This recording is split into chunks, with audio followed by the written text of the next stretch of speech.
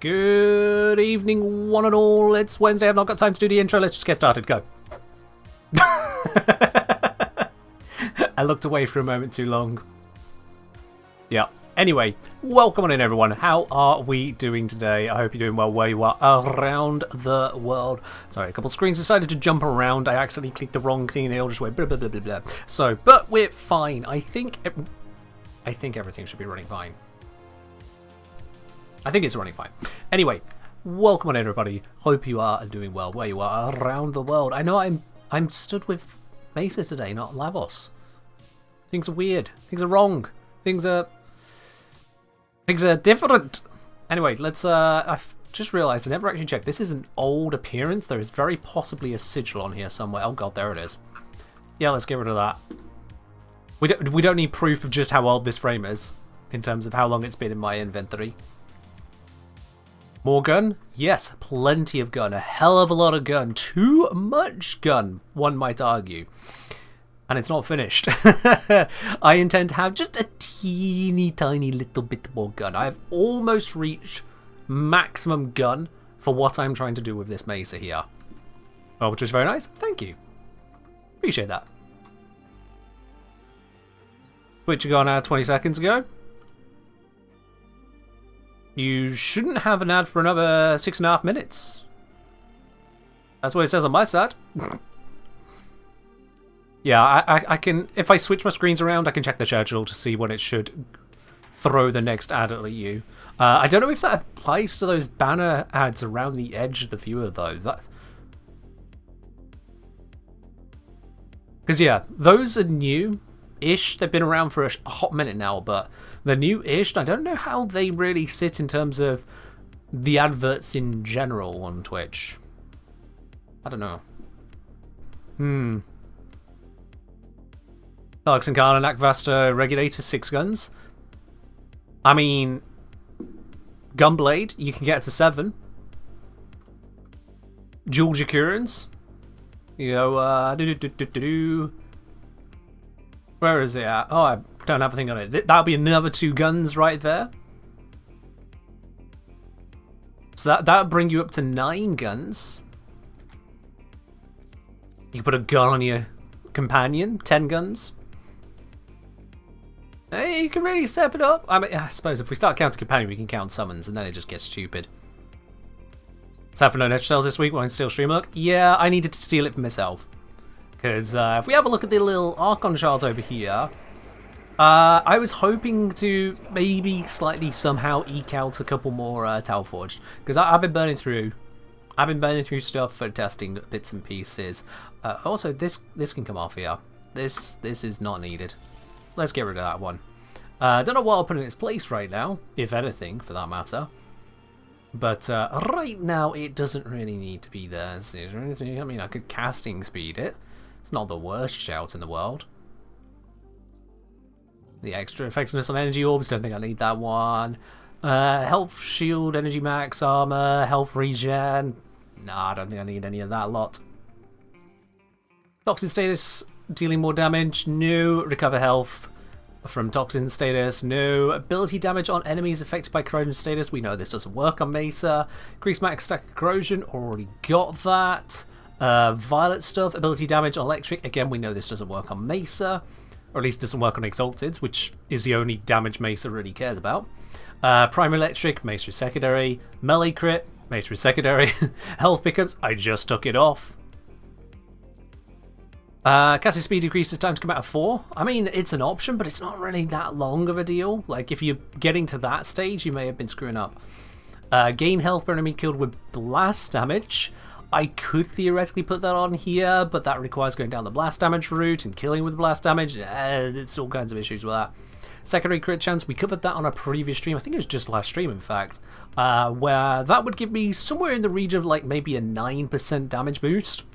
Not exactly amazing, and then I also need to put heat into the build. So that's a thing. And, well, spoilers. I'm not putting heat into this build. Yeah. This is not going to be a heat Mesa. In fact,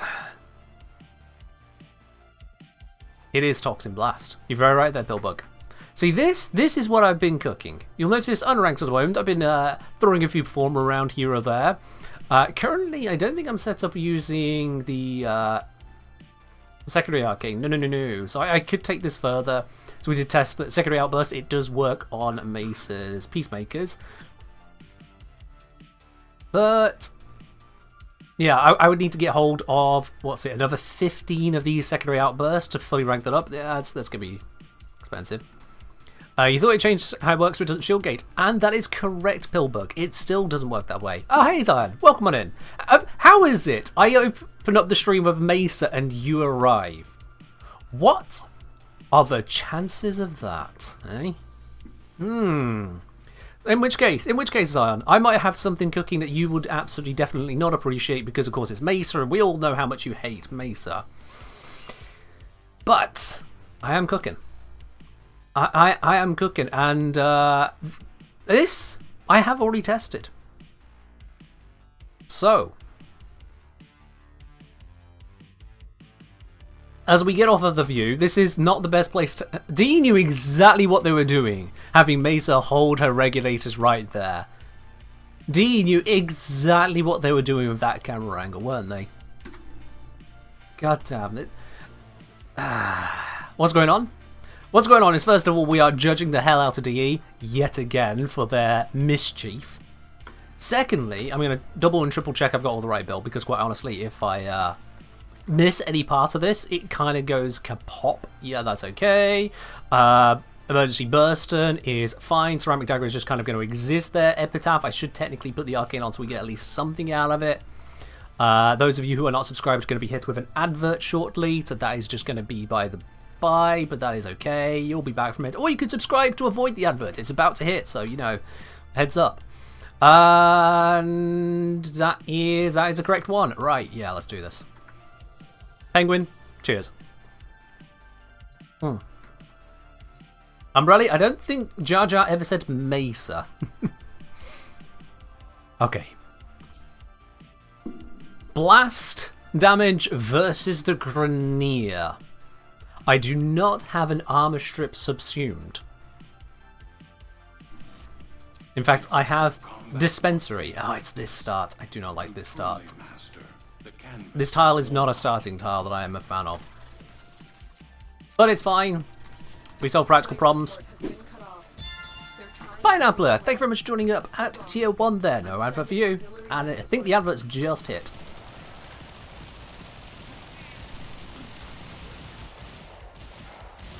So, the idea with this setup, I have minimum shields-ish at the moment. As in, I still need to level up. There's some shields. Nice. We'll be getting those as the character levels up.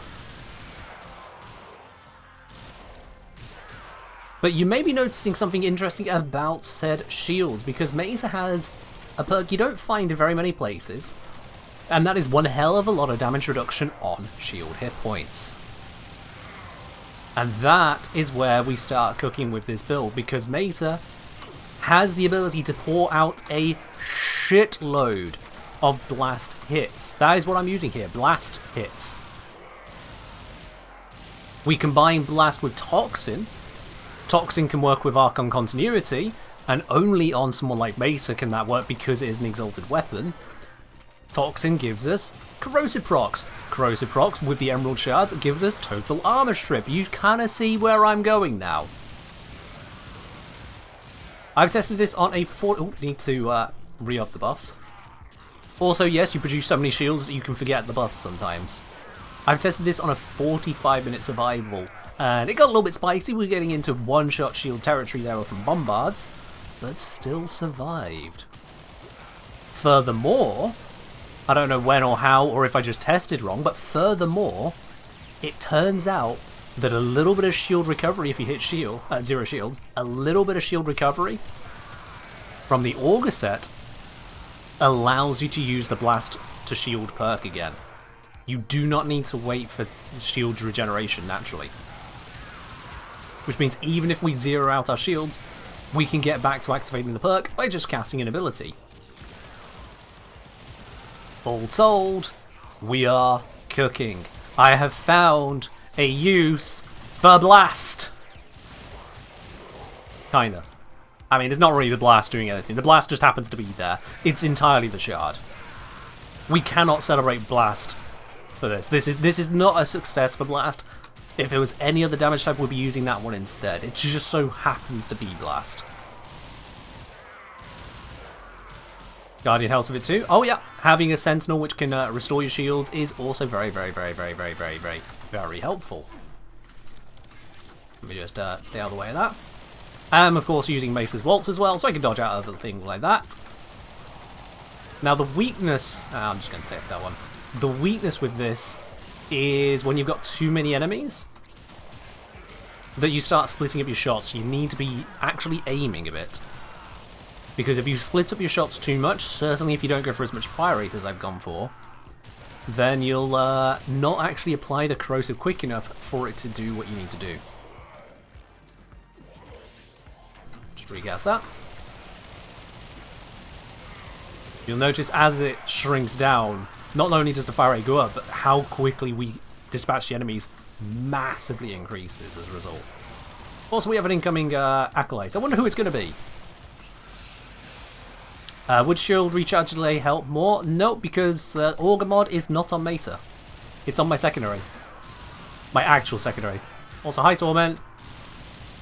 Bye Torment.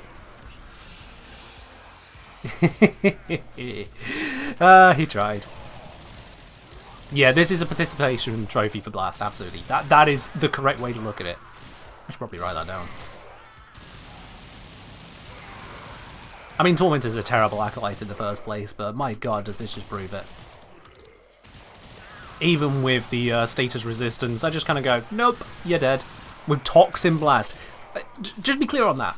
That Acolyte died to Toxin Blast, not corrosive. Corrosive procs were being applied, but it wasn't a corrosive setup there.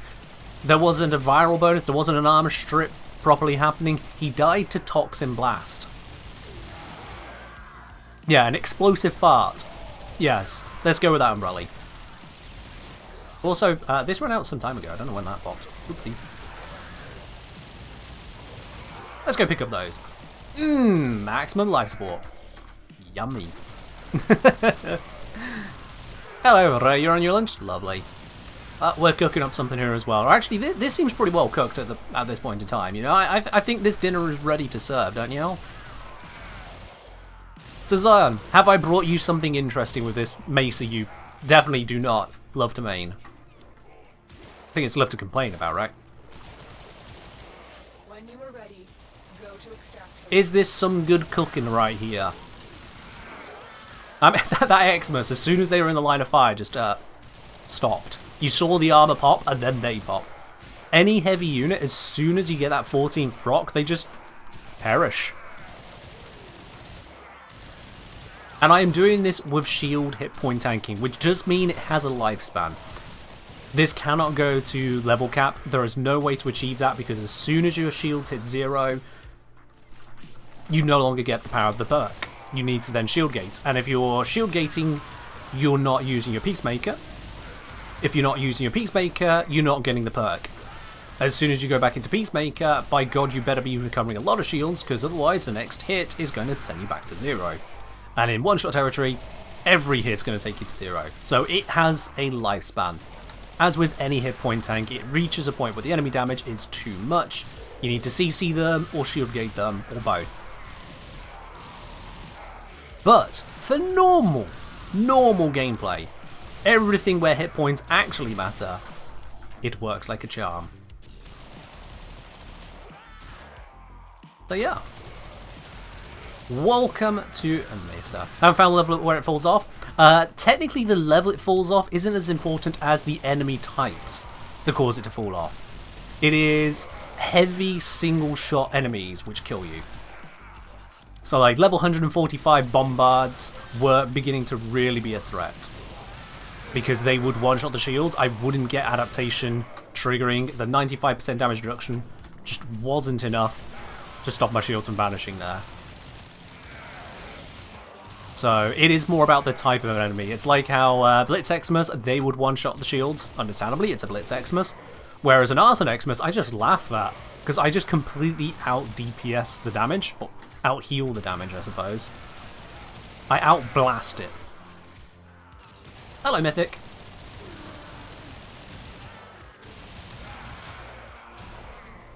You could Rolling Guard to avoid hitting zero shields using Mesa's Waltz.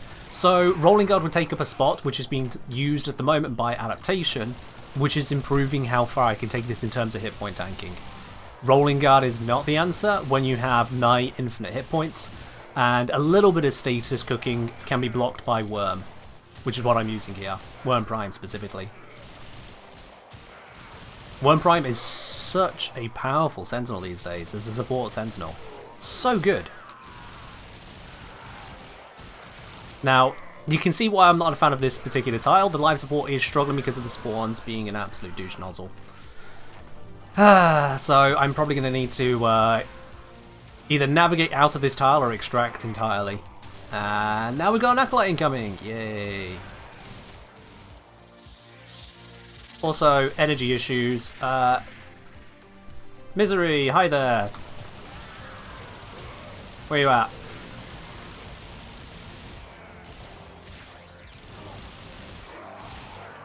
I hate losing the marker. Why is the marker gone? There it is. Thank you. Alright, I just needed to know where the hell they were.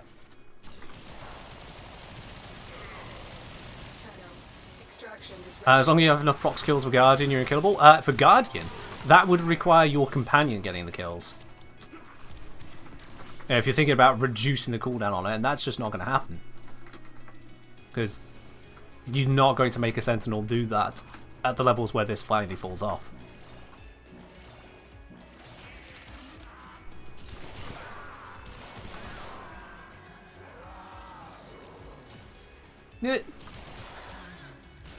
No. Roll away. Roll away. There we are. Also, here's another fun fact. You see how slowly I'm moving with Mesa at the moment? Up. Double the speed. Oh, yeah. I can't take any credit for this one. I read it on Reddit. I read it on the wiki, actually.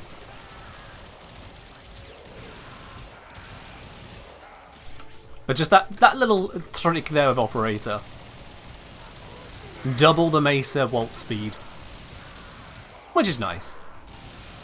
It's unimportant realistically, but it's nice. Game with the strats? I know, right? Using a full combo build? Including Operator? Who am I?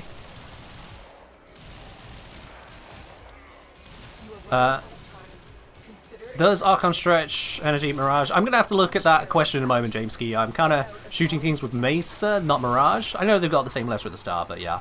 Slightly different focus right now to think on that one.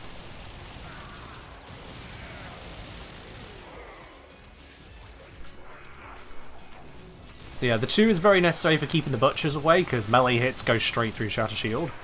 Shatter Shield is obviously just your main tank, so use that as well. And then just point at everything and it dies. Specifically point at things one by one where you can, and they die a lot faster. Spreading shots kills slowly. How do I do that with the Operator? Do what with the Operator? What, double the Mesa Waltz? Who's that? Just that. It's a Nairu. With a Nairu, when you activate it, you hold on, let me just grab this. When you activate a Nairu, you gain the Poise buff, which removes the effect of slows and knockdowns and staggers. Slows, knockdowns and staggers. And guess what? Mesa Waltz slows you, so it just blocks that. You should slow down. You don't. It's as simple as that. So, yeah. Quite the combo. Also, if you have an Acolyte which is a pain in the ass, such as if you got Violence, which, you know, nullifies your abilities, a Nairo also gives you the ability to armor strip him, and then you can just wipe him out with any weapon. Wonder if it works on Next Simulate 2? Quite possibly, I've not tried it.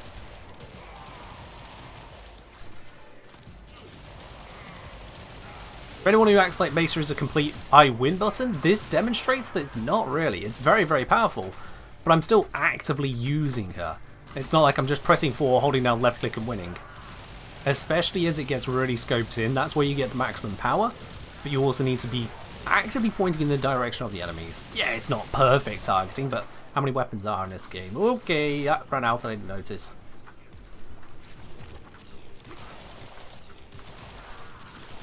There we go, okay. Woo, a little bit spicy whilst I was distracting myself there looking over at chat. Rolling a 4, yeah, whilst using Mesa's Waltz. Let's activate that. So thankfully Peacemaker can be used for shield gating. The very activation of it costs energy and therefore is valid for shield gating. If you realise, oops, I've gone to 0. Where do you spawn? Oh, I hate it when they spawn up there and I'm down here. Face me, you coward! I mean, I can see why he wouldn't want to face me.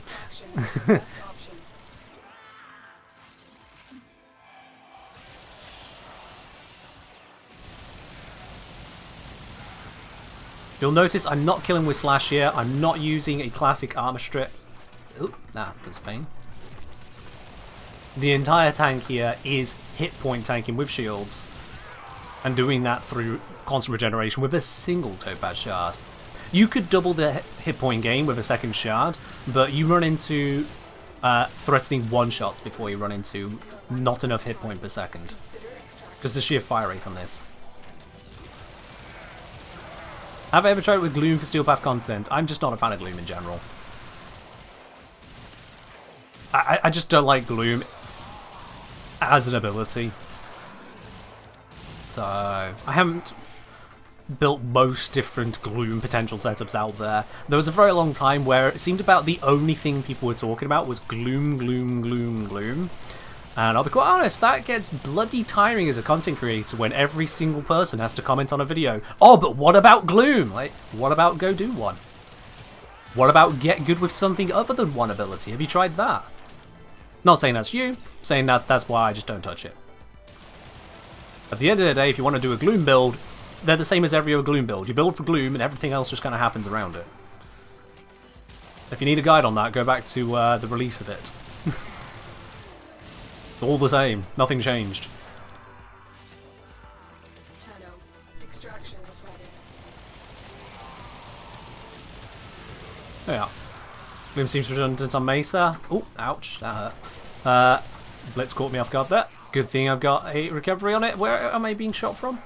I'm trying to read chat at the same time. I always do worse missions when I'm reading chat at the same time, because my attention is now diverted to something I have to read rather than just glance at. Believe it or not, chat, it actually takes time to read messages. So when you send really shitty, pointless messages, this is why there's the no bad jokes rule. Because the last thing I need to do is die in a mission for someone going, I read a joke somewhere, can you read it please, Ken? Yeah. Read the rules.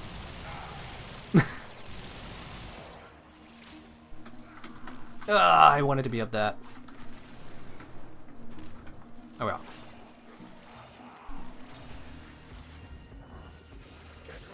Activate, activate. Murderize. It's already getting spicy, nothing's happened. I'm always spicy, that's the thing. I try to mitigate it, but at the end of the day, always spice. The not spice moments when I'm trying to, and succeeding at masking.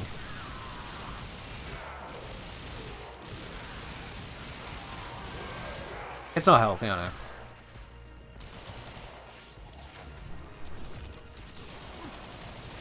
This is also why lazy tank frames like Lavos are great, because less things to have to focus on, less to go wrong. It's brilliant. Hey, Slancy, thank you for doing the shout out for Zion. I suppose, yeah, we kind of should have done that straight away, but we're getting started on the stream.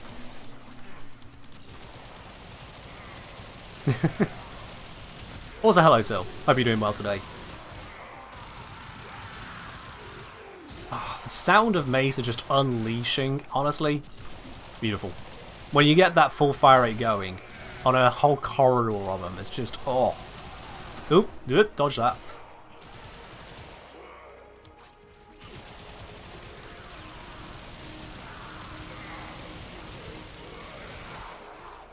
the just sheer output. Hi, dog.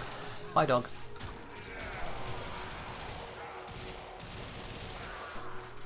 What can you say? The party don't start till you walk in? Wow, alright. Support levels. Hmm. Extraction is We'll let him have this one, chat. We'll let him have this one. Let him believe it.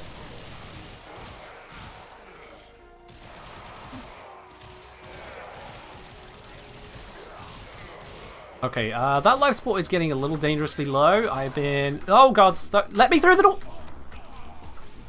Let me through the doorway! Oh, shit. Oh, shit. Oh, shit. Oh, shit. Okay, that was... I'm not sure why there were 5 heavy units stood in the same doorway, and I started spamming buttons to try and make it where I could get through. That was a little panicky there. I really shouldn't let life support get so low when I forget how to play this game. I am, after all, still noob.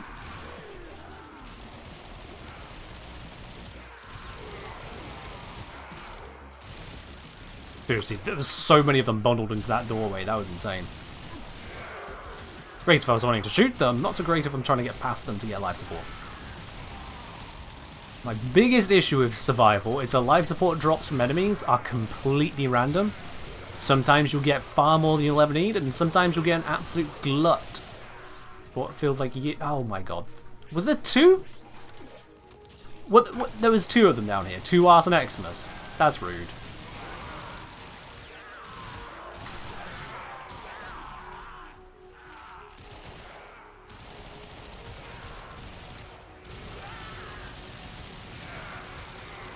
To a red health bar. Usually you won't see red health bars because I will kill them at pretty much the instant their armor runs out. If they survive that long. Oh, did something steal my weapon? Oh, that was a choice.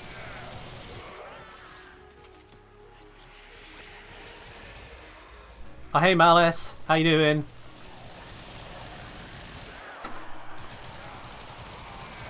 Yeah, it doesn't really work against me, does it? Yeah, he tried. I mean, you got to give him credit. He really tried there.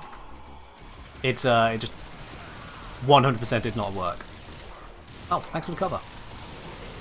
He just ran past me and put cover in front of me.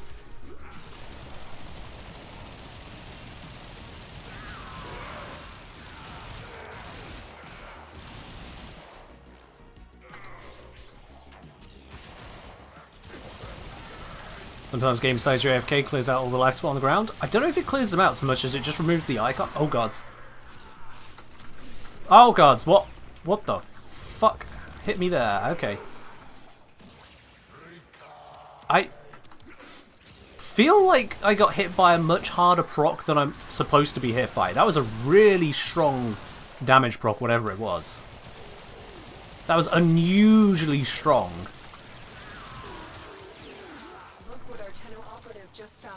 Because I had my Shadow Shield up at that point. Leech Xmas? No, they did like 25 hit points a second. That was chunking 200, and I tried shield gating through it, and it was not happening.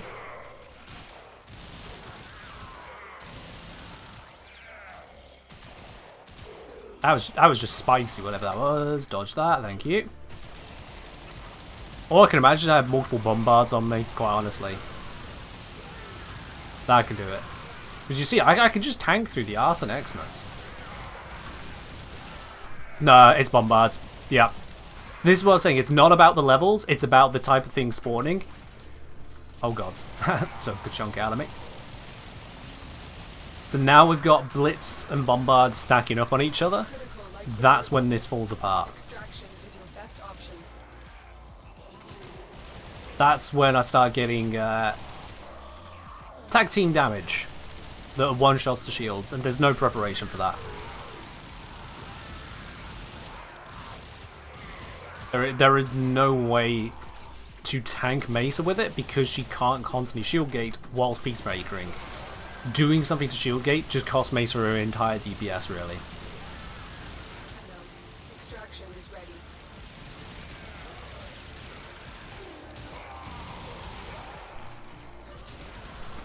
Yep. I see the Blitz. I want to kill the Blitz. I want to kill the... God damn it. It doesn't... Oh. I wasn't paying attention to life support. Yeah, okay. I need to pay attention to shields, second ability, third ability. which enemies to target, and read chat at the same time. I forgot about the live support. Oh well. We got to 21 minutes. Not terrible. Not terrible.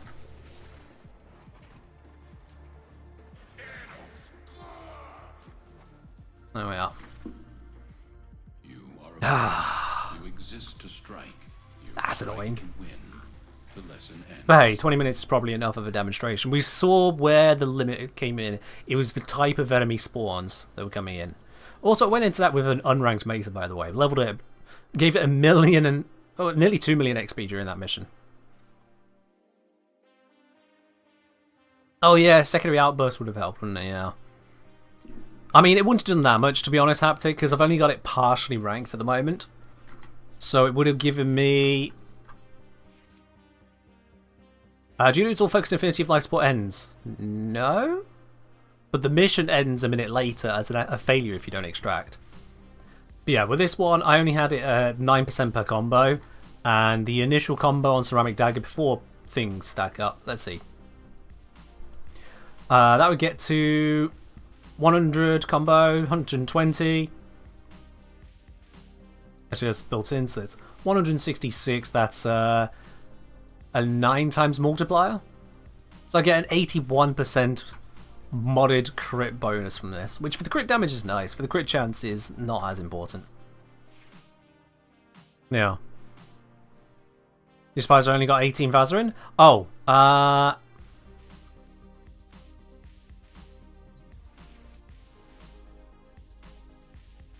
because it's from my amp. That's why I only got 18 Vazarin. It was from my amp. In that moment that I had to self-revive once. Because I messed up. I got 18 focus on the amp.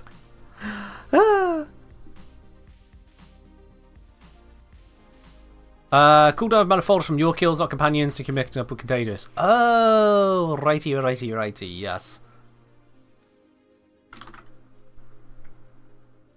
Killing an enemy with 3 or more unique status effects reduces companion ability cooldown by 3 seconds. I definitely was mixing that up with Contagious Bond, in which case that absolutely needs to be in here.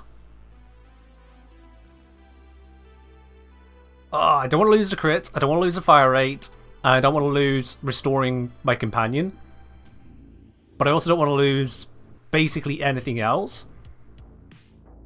I could go without that, but then I don't have another dash polarity to match into that. I could drop the repair kit. Nah, that doesn't seem like a smart idea. I know it's shield tanks, but health is still a weak point.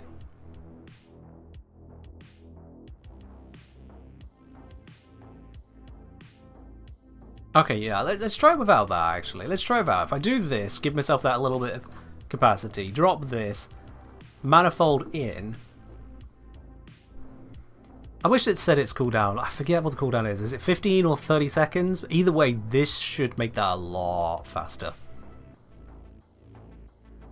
That should make it a lot faster. Is it 60 seconds on Guardian? No, surely not. Guardian, Warframe. Let's see, wiki, because the game can't be bothered to tell us. Has a cooldown of 30 seconds. There we are then, 30 seconds.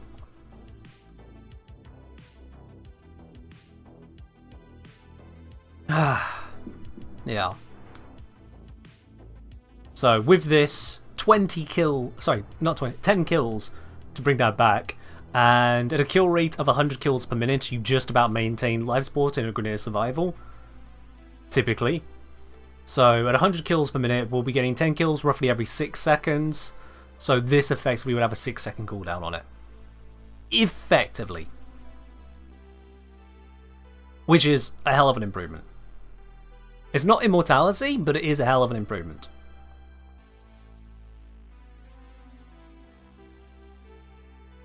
Which is cool. In fact, technically... No, yeah, it'll be 6 seconds, yeah. In a very technical sense, it'll be slightly under, but then also if you're not getting the kill rate, it'll be slightly over, so yeah.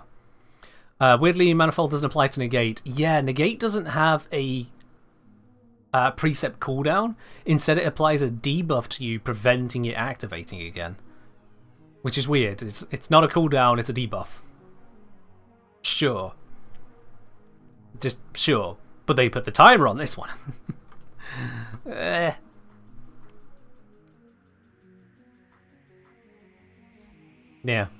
It's a thing. Seems like a weird thing to program. Welcome to Warframe. It is consistently inconsistent. Like, they could write that on a mug and sell it. Because genuinely, Warframe is consistently inconsistent. But more to the positive point is that we had a Mesa there that was tanking a Steel Path survival against Regania solo, using blast toxin damage, armor stripping enemies, using dispensary for energy recovery, which, by the way, if you don't have it, you run the risk. If you run low on energy, unless you've got pizzas to throw around, it's just kind of a problem. This can throw energy and health in your direction, which is very, very nice to have, quite frankly. I find it especially helpful just to keep you going in immediate moments. It also gives you a little bit of shield gate, or shield recovery, however you want to look at it. The build itself doesn't use any shield recovery in its... Oh.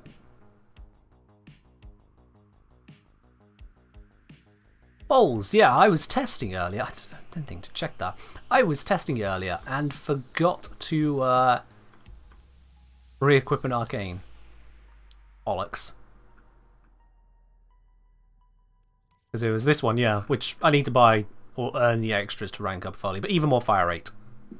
Aegis? Aegis you can use, and honestly, Aegis might not be a terrible shout for really hardlining your defense, because whenever it procs, you're functionally immortal for those 12 seconds. But otherwise, Arcane Velocity is a great one for not just getting the fire rate for the blast for the shield recovery, but more importantly, the fire rate for applying those toxin procs quicker. The faster you hit 14 toxin and therefore 14 corrosive procs, the faster the enemy you're looking at just decides to evaporate. We don't kill them, yeah, they just decide to vanish. So that's why that is there. This is very heavily focused into having that overall tank and fire rate. We got the Equilibrium dispensary. That combo is just insane for sustain on top of the Xmas at spawn. Prime Flow, because having all that buffer of energy, very nice to have. If you run out of energy as Mesa, problems. Lots of problems. All the problems. Does 2 green shards actually work on Mesa? People claiming enemies die before the armor strip worked. It's actually a bit of both. And yes, a lot of enemies do die before these fully come in. But the enemies which die before those shards get the chance to matter aren't the enemies you're worried about. They aren't the ones you're worried about. The ones you're worried about are the ones which you can get these stacks on. So those will be your Xmas units, those will be your Bombards, those will be your Napalms. It is my experience that being able to full strip those gives you so much more freedom in how you set up your kit. It's really important. Just joined, can I ask why no combat discipline?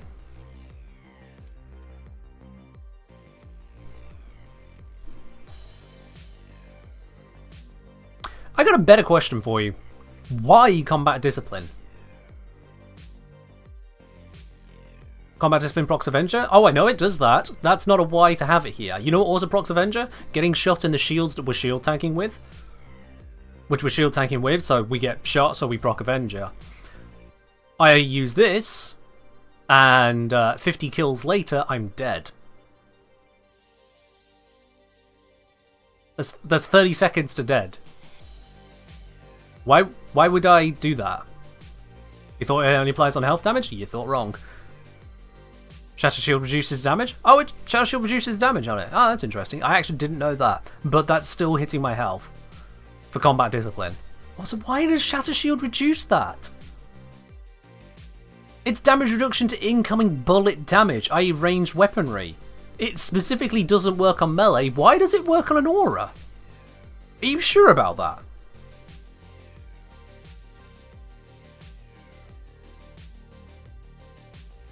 In any case, why would I need it? I'm still taking the hits in the first place. It is a shield tank setup. Arcane Avenger is proccing, so get the extra strength. which is putting more power into this. Putting more power into this as well, technically, but mostly putting the power into that.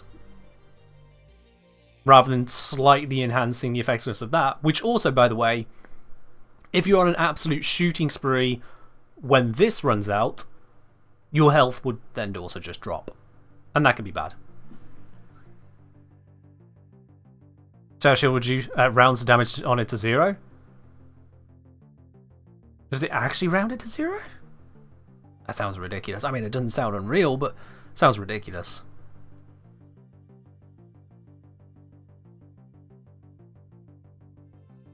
Combat discipline works better if you have muzzle flash, normally shooting, so it would help there. I mean, that's a valid point.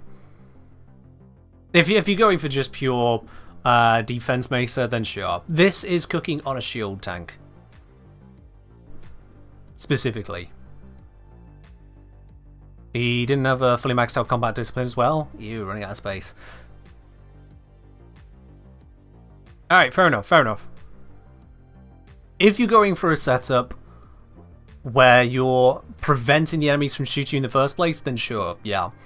I'm cooking with this, specifically looking at trying to make this shard exist. This is the only circumstance where I've reasonably made this exist. The only circumstance. Also, seeing as multiple of you are talking about Broslime's build, I can't even cover it anyway, because now you're saying, hey, here's Broslime's build. Excellent, let me not put that in a video now.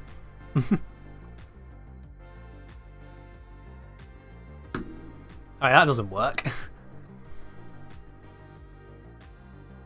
Yeah. Because the thing with this Topaz shard is you need to hit with blast damage. It says blast status, it's a lie. You need to hit with blast damage. There are very few cases where you are putting out blast damage enough to care.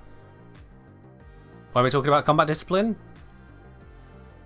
Because someone suggested it for the build, that's all. Now, there are very few ways you can put out blast damage in a useful form at a high rate of fire in the first place, because things that do blast aren't high rate of fire. If you're going high rate of fire, you need to mod in the blast. If you're modding in the blast, first of all, you can't now mod for viral heat, typically speaking. So you've got worse damage types to work with. If you're going for blast corrosive, that's 4 mods on elements. 2 of which are adding in blast, which you're going to want to try to mitigate how much they affect your elemental spread. Just whole loads of issues with that. And then you can just use pillage at the end of the day. If you're looking to shield tank, you can just use pillage. Pillage gives you shields, even when you're at 0 shields. It will give you over shields. It will defend strip your enemies. And you don't need to use blast. Or you can use this shard, and then you need rapid fire blast, and you still have all the issues to deal with of no overshields, no shield gain at 0, no stripping of the enemies themselves. You need to work on other ways to enhance that. Yeah. Can you get blast on Kuvitada weapons? Not as a bonus element, no. I don't think so anyway. Yeah. Hello, morning. I'm doing right. Hope you're doing well yourself there, mornings. Hope you're doing well yourself. So yeah, this Mesa build, yeah, it's not the best build in the world, but at the end of the day, we're not looking for the absolute best builds. We're looking for builds that do something different, specifically trying to work with the Archon shards, just so I don't go through the whole list of them and go, why the fuck would you ever use this? Because let's be honest now, if I did take the lens of, hey, let's look at only the best builds, then we take the Topaz shard and we drop it in the bin and never come back to it. Pure and simple. We went over most of this last time, where the gain health on enemy killed with blast damage for max 300 health is niche to say the least. If you've got damage reduction and just need maximum health for buffer, you can probably achieve it through ways far better than using this shard. Hey! I keep forgetting to use the skeptical, but here you go, bud. Have a good one. Mornings, thank you very much for resubscribing with your Prime there at 4 months. It's fine. You want to know something funny about people forgetting to use their Prime sub? My own parents forget to use their Prime sub. I've pointed it out to them time and time and time and time again, and every single time they agree, yes, it is the sensible thing to do. It's perhaps the only right thing they can do with it. They don't watch Twitch, they don't care for Twitch aside from it being part of my job. But they also have nothing against it. They are paying for Amazon Prime. And still they forget. Oh dear. I've given a basket about it. It's not worth it. But all the same, morning, so don't worry about it. Thank you very much for subscribing here. You officially remember my stream more than my parents do. Cheers. Is there a limit to how many blast status are on a single enemy? Yes, 10. However, applying a new status still counts as applying a new status. Also, blast status doesn't matter to Topaz shards at all. Just none. Absolutely none. LK say, forget Mesa's energy economy to the point where I'm using raw instead of nourish. Consider Topaz crit shards. Oh. What? Wait. Mesa energy economy to the point where we're using raw instead of nourish. You're using nourish? I wasn't using nourish. On this setup here, I wasn't using nourish. I was using dispensary, and then only occasionally. The main part of it is just the equilibrium mod, which, by the way, is very powerful. You kill an Xmas unit, you get 2 guaranteed health orbs and 1 guaranteed energy orb. Every time. With 2 health orbs, that is 100 health, which with this is 110 energy. And the energy orb is, of course, another 25 on top. So 1 kill, 1 of an Xmas unit is 135 energy with this. Which is huge! For comparison, you use Nourish with a Xmas unit there. The health orb's going to give you nothing, so it's all in the energy orb. So instead of 135 energy, you've got to take that 25 energy up to that point.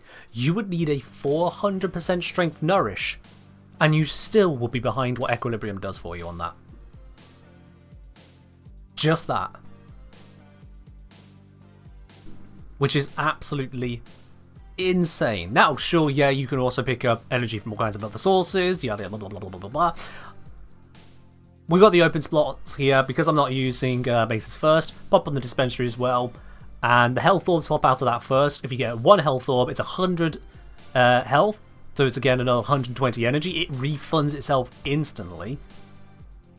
If you get the double drop, which isn't a tiny chance of happening, then you'll get even more. This without synth deconstruct? Yes, true. I have a non-combat worm setup because it's focused on keeping itself and me alive in the process. And it's very nice at doing that. The prime regen and momentous bond combination on a single Xmas kill, it's come from 25 seconds down to just 7 seconds. It basically brings it back.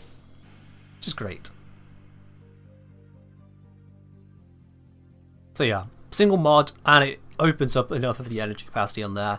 I do also have this set to an efficient setup, because if you try running blind rage setups, yeah, you get loads of strength, but you're also spending so much energy. This is an extremely energy hungry ability. 15 energy per second on the base value, of course. Plus you've got this, which has a base drain effectively of 3 per second, 75 energy, 25 second duration. You got this, which is another, what's that, about 1.6 energy per second? So all told, the drain of just these 3 abilities is about 20 energy per second at base. You need to be investing into that. The other reason for not using Nourish on this setup is because Nourish would interfere with the elemental spread on the regulators, meaning the toxin procs wouldn't land as often, which means that these 2 shards will be completely and utterly useless. Yeah. Absolutely. Is there a best of the best Gauss Prime build? Gauss can be built in various different ways for various different things, so the answer is no. No, there is not. There are various different builds you can use for Gauss. Nourish, Energy Nexus, nice combo for constant energy income on a number of frames. Sure, if you wish to go that route. There's nothing wrong with going for it. I'm pointing out the reason why, reasons plural, it doesn't apply here. Yeah.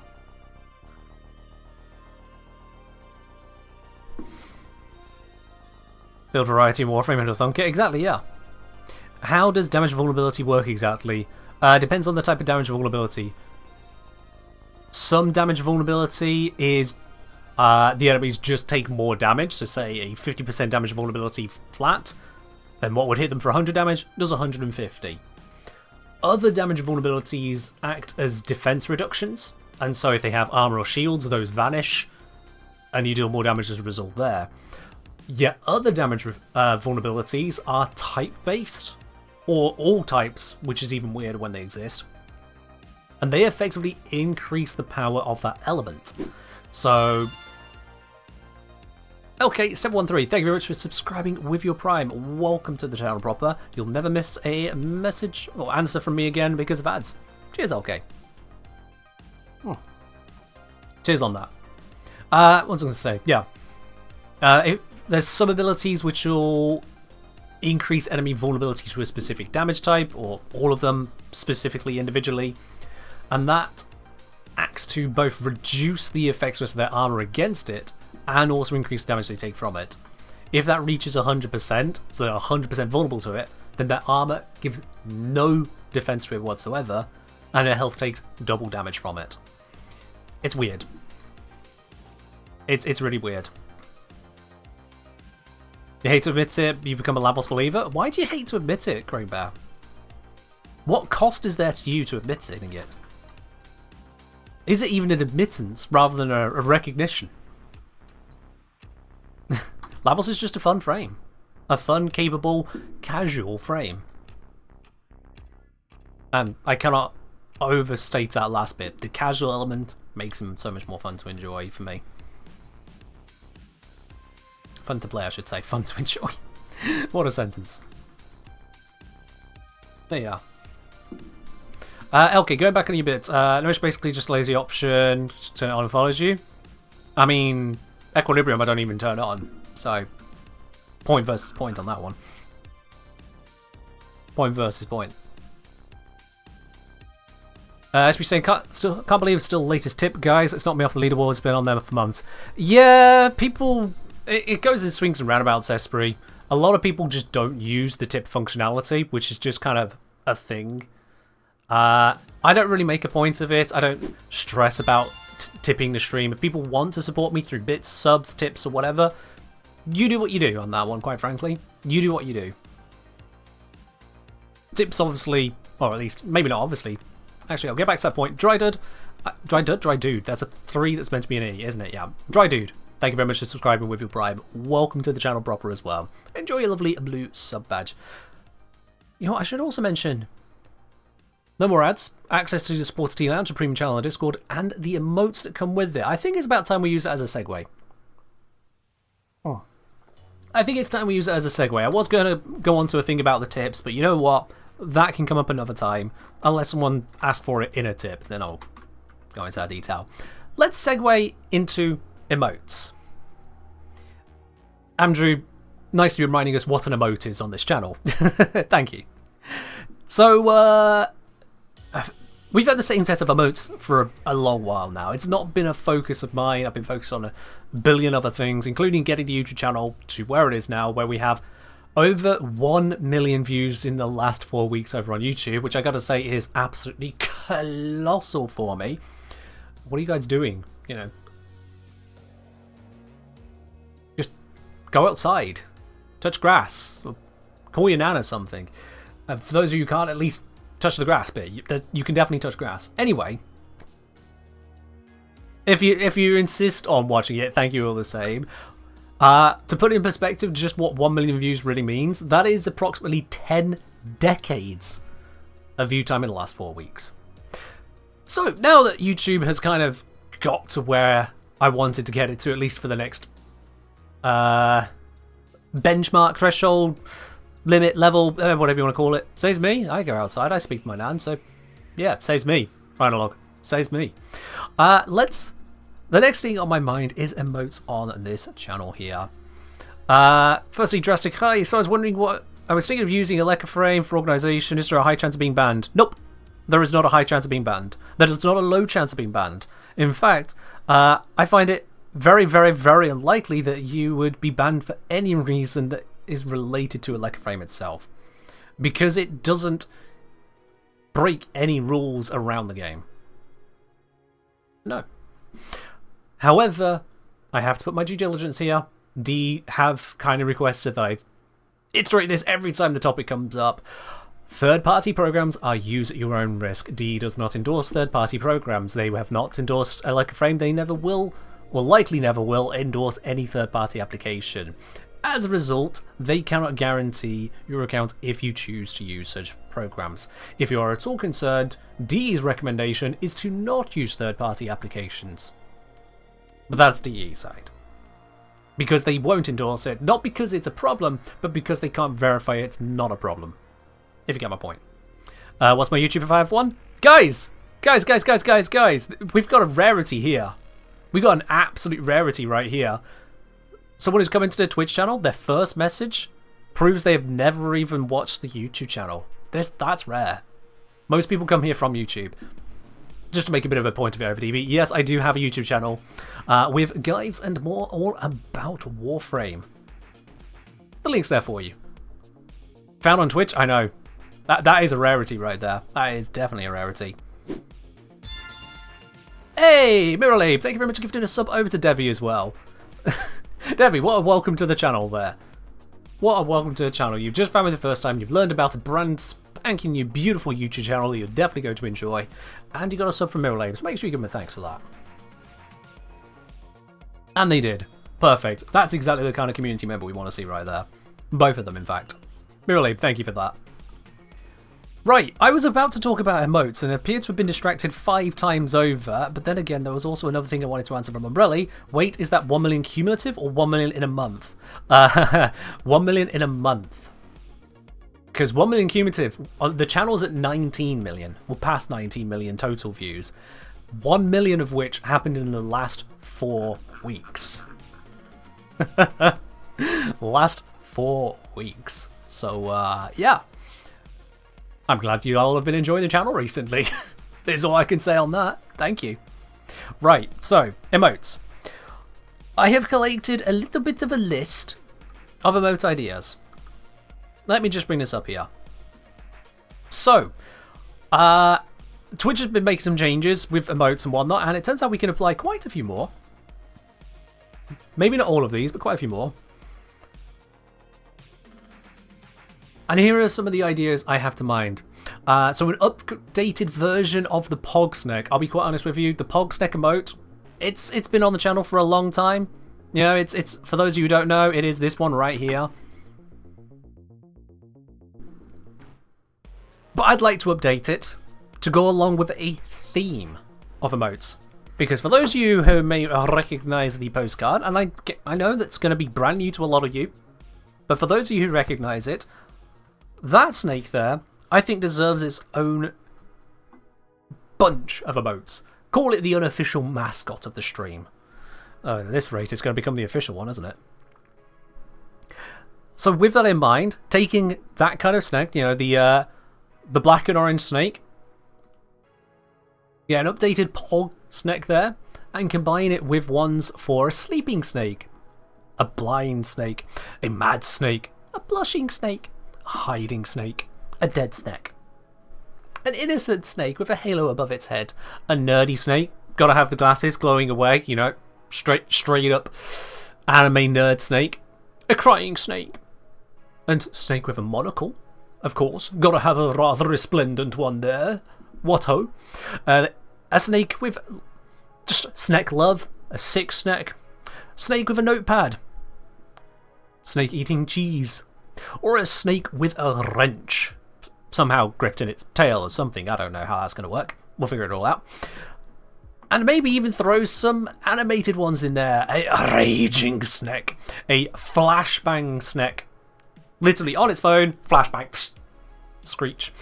A snake with a just happily steaming cup of tea. A snake waving with its tail somehow, something. And then, just for funsies, Snexplode. Because all of these have a perfect Snek word setup, Snexplode. It's pretty self-explanatory. Yeah. And here's the thing, that of those 21 ideas, I feel like we could implement pretty much all of them. Let me just check something here. Viewer reports, emotes. What's that we got? I mean, I could get rid of the math emote because, quite honest, I don't think I've ever seen it used, other than when I point it out. And Pogsneck will be getting an upgrade, so that one would be going as well. And I'll be quite honest, Bonk doesn't get used either. Nor does Shiny, really. I'll probably kill Shiny, not Bonk. Shiny could be the one to go. And with those gone, that would keep space for... that would have space for all of these other ones to be introduced. So my question is to you, chat. My question is, does that sound like the kind of thing you'd want? And for those of you who might be wondering what the hell people are getting so sappy about a notepad snack, well, I mean, if I just kind of... This would also be why there's a flashbang snack. I notepad everything. I really do notepad everything. Shiny snack where he's white. I would be lucky to have some of these shinified as well. For the people who use bits on the channel. Emotes. Like Umbrelli right there, pretty much on cue. Umbrelli, thank you very much for the 100 bits there. Absolutely love that. No Notepad++, I'm old school. This may be a young looking face, but ain't a young mind behind it. I'm old school. Good old basic Notepad. You know what's great about Notepad? It just works. There is no fanciness, there is no fiddling, there is no details, and just note. And that's what it's there for. Scribbles. I use it a lot. Hell, I used it a lot in my previous job. I popularized different people at my last job using it. I used to use whiteboards for everything, and there's a mess everywhere from erasable markers on everything. Ugh. So yeah, simplicity is bliss. It is. So,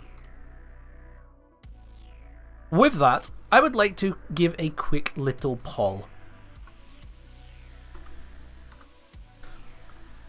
Just to see how I feel. Just realised we need snack pat.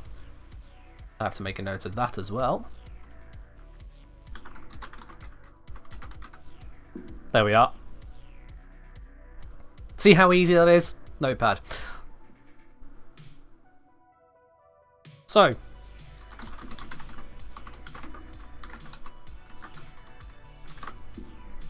simple poll. Simple poll. Snake is the mascot of Notepad++. It can be, but this is Snack, not Snake. Snack. Specifically, Snack. Owl right there. The one going all sippy in the mug. How do we all feel about snack emotes as a whole category?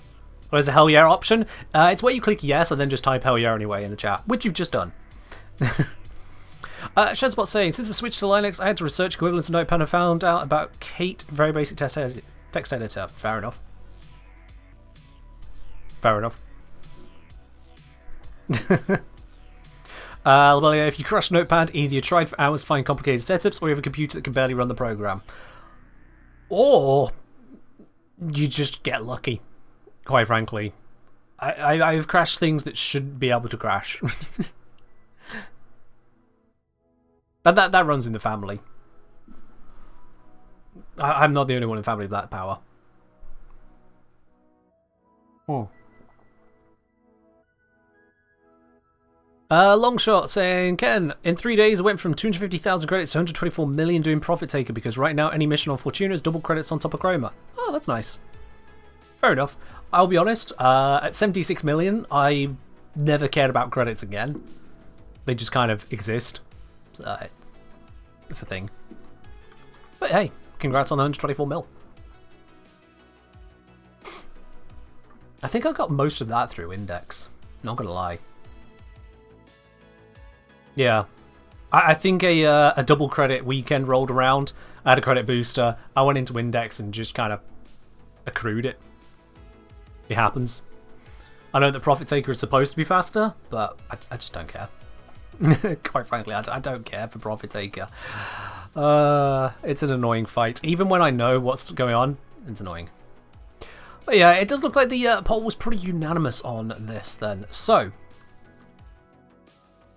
looking at this list, is there any emote name in here that you're looking at where you'd say, actually, no, I don't think that would be a good one? Is there anyone look at any of these here going, nah, I wouldn't see a use for it? That is a point, Salensi. You are very correct. Yes, Salensi here, who I introduced to Warframe, did at one point overtake me in credits. Just slightly overtook me in credits. And so I then went straight to the index and fixed that. And fixed it to the point where they, at their lower level of gear, went, okay, fine. Didn't realise there was a competition. Because it wasn't. They were just sharing where they were at on credits. Like, not allowed. Nope. Nope. Oh, goodness gracious, would you look at that? It's a Kodoma raid. Kodoma, is this how you make sure I don't raid you at the end of your stream? Because, I mean, we talked about this. We did talk about it so that I wouldn't do this again to you, but it's all fine. If you want to end slightly early and come on over here instead, that you're perfectly welcome to do so. For those of you who do not know Kodoma, well, you just missed out. They finished streaming. Sorry about that. You'll have to catch them next time. Hit that follow button to make sure you can do. Welcome on in, everyone who's just come over from Kodoma's stream. We were just talking emotes here. We were just talking emotes because, well, as you might be able to tell from this list, I'm thinking of adding a whole bunch of emotes to the channel here. And doing it all on a very SNEC focus. Because that's not the prefix to this channel. Could you imagine? That's just the prefix to each of these types within a whole category. But yeah. Raid the wine rack. I don't have a wine rack. Even if I wanted one, I don't have the space for it. If I just reach there, that's the wall. I reach this way, that's the wall. There ain't no space for one. Oh dear, none at all. We need a SNEC is love, SNEC is life emote. What? So just take this but Shrekify it? Tons of tea? Oh yeah. Yeah. Tea for days. Oh. By the way, exclamation mark merch. You can get your own mug of these as well. Beautiful, isn't it? Absolutely beautiful. You can get them with or without the slogan on the back. Your choice. Anyway, that's my sellout on that one. I don't think I've seen anyone with a reason to not go with all of these. Let me just scroll up through here. Stop all your plat back. You had one plat last time. There, I remember being on one plat.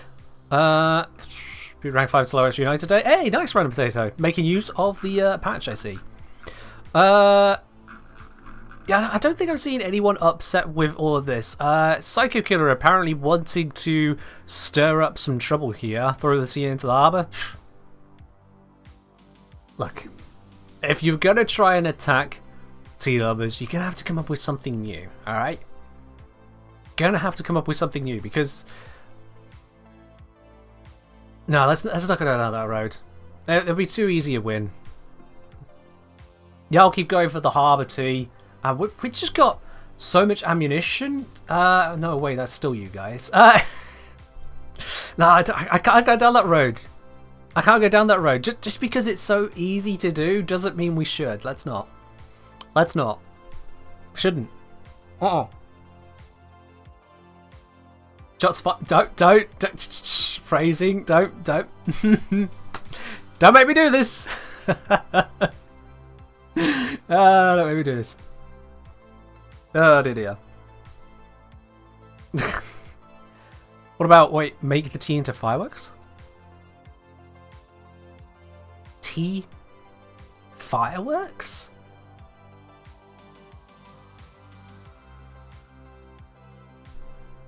What? So is it the devil on Ken's shoulder? Oh, come on. The entirety of Twitch chat is there. All of you occupying left shoulder. Like, just wait. Hundreds of people. Go on, do it. Say it.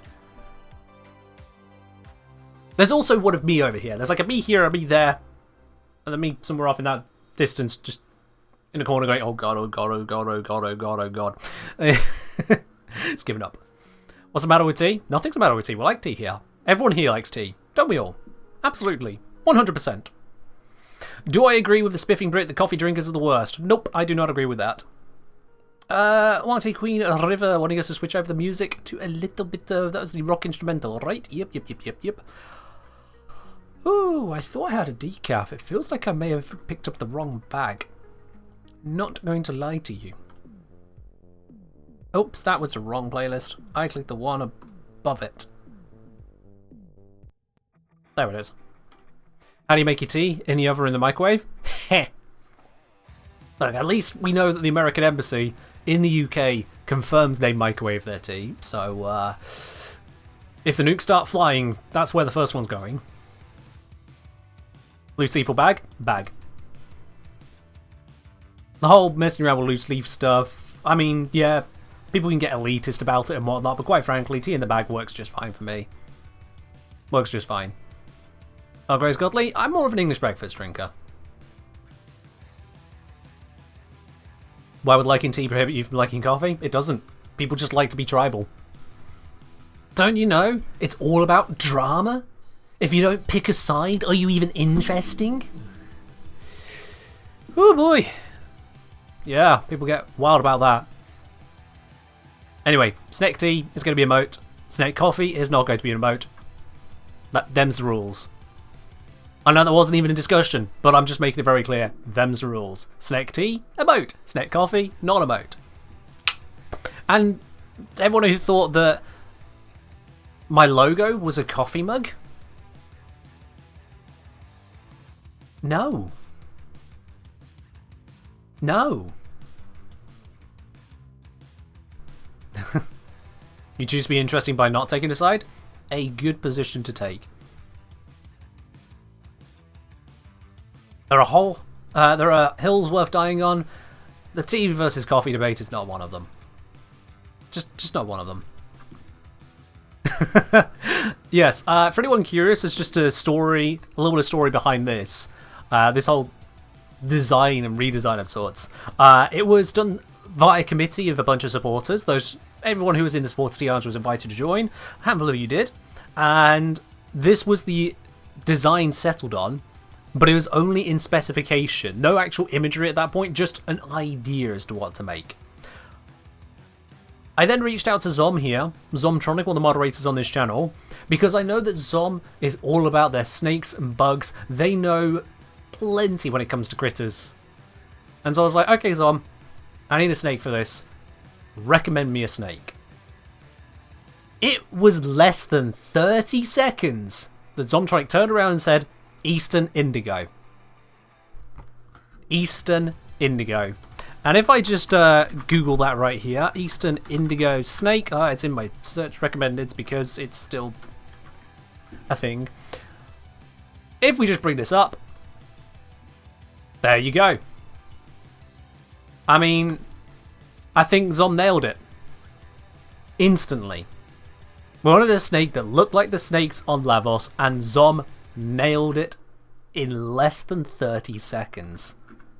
And aren't they gorgeous? I mean, just look at that shot. Just look at that shot.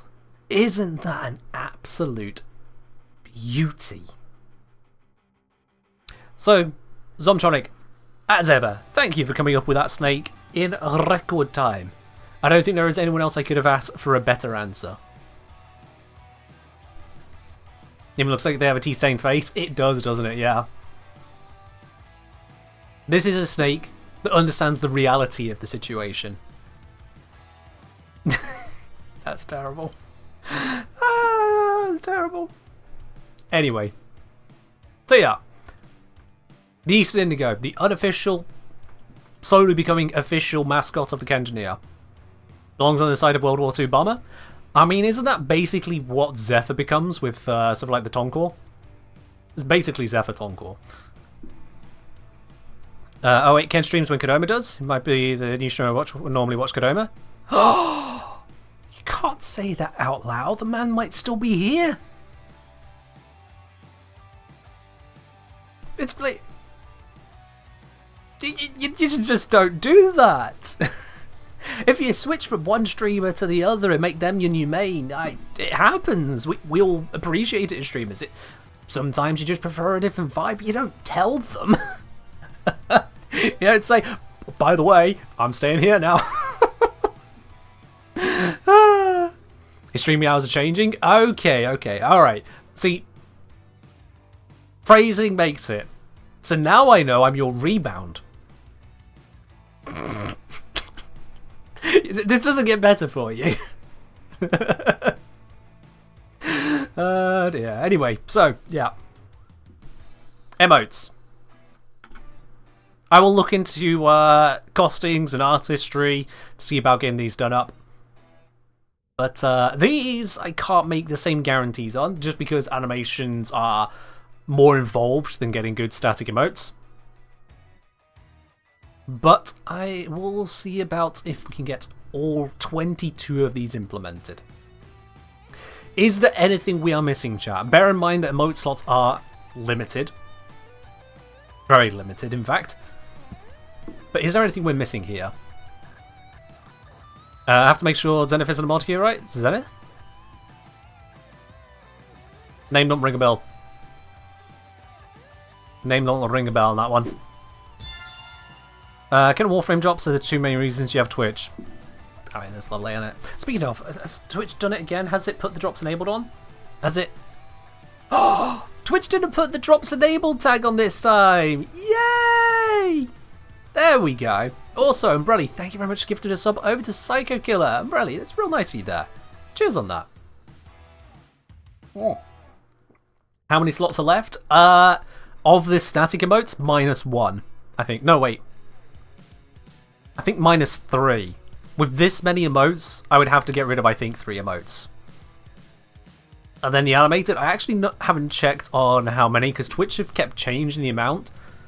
And for different reasons and purposes, so I'm not entirely sure on the number of animated emotes. We do already have a few on this channel as well. Yeah, for those of you who have missed that, we've got the drone, we've got the couple pats. We already have some of those going away. I think they try floating up the screen, but they don't animate up the screen. Also, we got the red text in the ships. How did I forget those? They just weren't in my usual ones that I click. So we already have 5 animated. I think we can add all of these as well. What are we missing? Sit in the corner of a bottle. Sure. Stop by saying, apparently the new NetroCell bug is that sometimes all 4 keys aren't recognised, you can't begin the mission. Oh, that's fun. Yeah, that's great. What's the ticket do? Tickets for the raffle. Exclamation mark raffle for details on that. Which ones we're replacing in the end? So, look at the emotes. Math, definitely going. Pogsnack, getting upgraded. So that's definitely going. And Shiny. Shiny's going. We can keep Clem, but those ones are going. Straight up.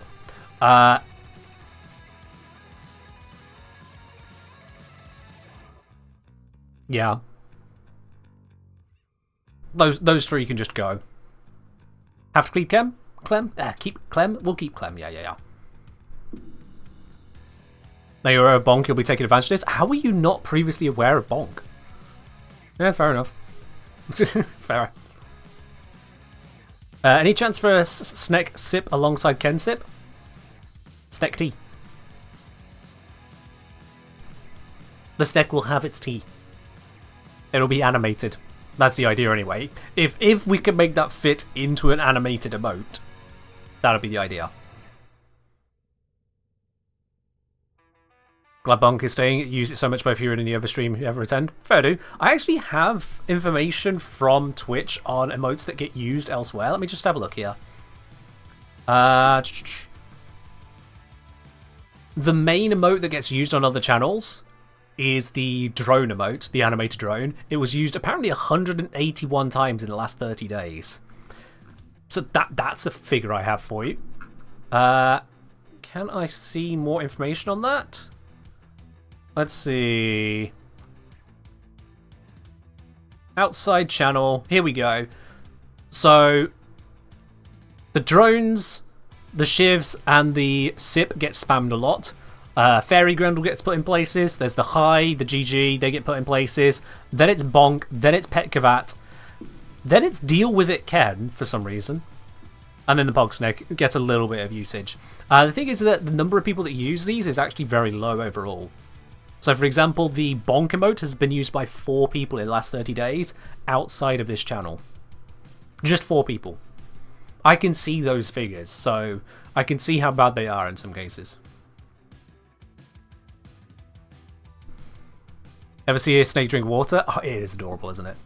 It is adorable. Addison Jammer saying, it would be nice if you could link other Twitch channels and emotes so you could share Warframe emotes with your audience. I mean, if you subscribe to a channel, you can use those emotes on any channel. And also, if you're on Discord, the Twitch emotes here go through to Discord, and Twitch subscribers who connect up their Twitch and Discord accounts can use those subscriber emotes on any Discord, as if you had Nitro. You don't even need the Nitro to use them elsewhere on other servers. Now, the animated ones, they don't follow through to Discord. You just get this static first frame. That's just a thing.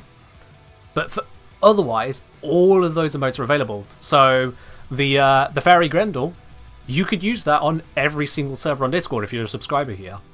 And all of these, as and when added, if I manage to add them all, will be available too. Oh yes, indeed. As I was saying before I turned Ken into a snake person, so it's all about the levels. Like, you may have identified the snake that best represents the Lava Lavos. You may have identified that snake damn quick, and you know, fair play on that. But it's Lavos that brought the snack. You just knew the name. Come on now. Come on.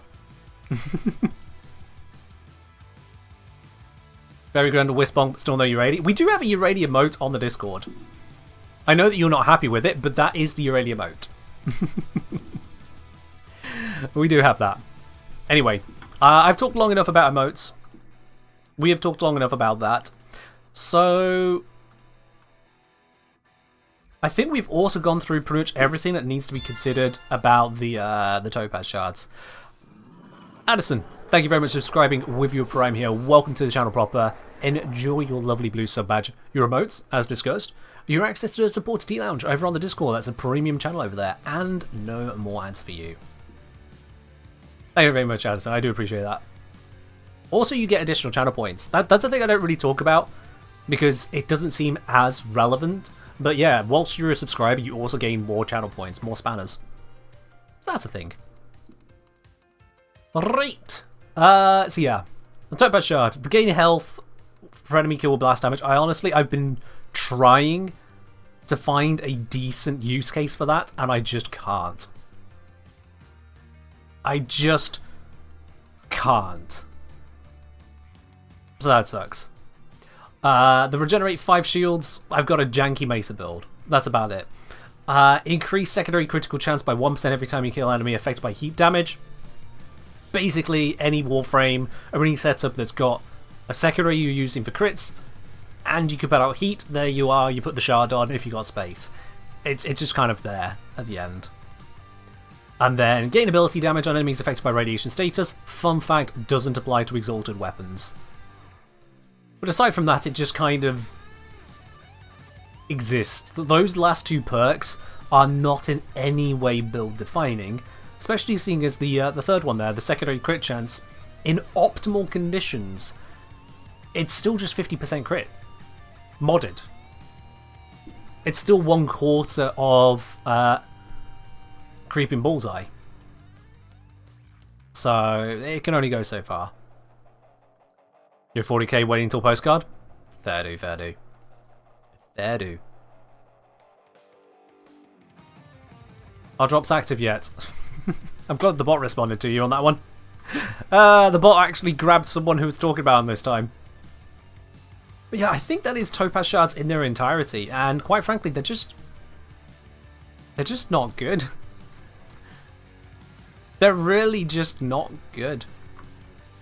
With regards to Mesa and whether you should use the Crimson Shards instead, that's partly down to how you want to build her, quite frankly, because yes, you can get the additional strength and use the additional strength to enhance her overall output.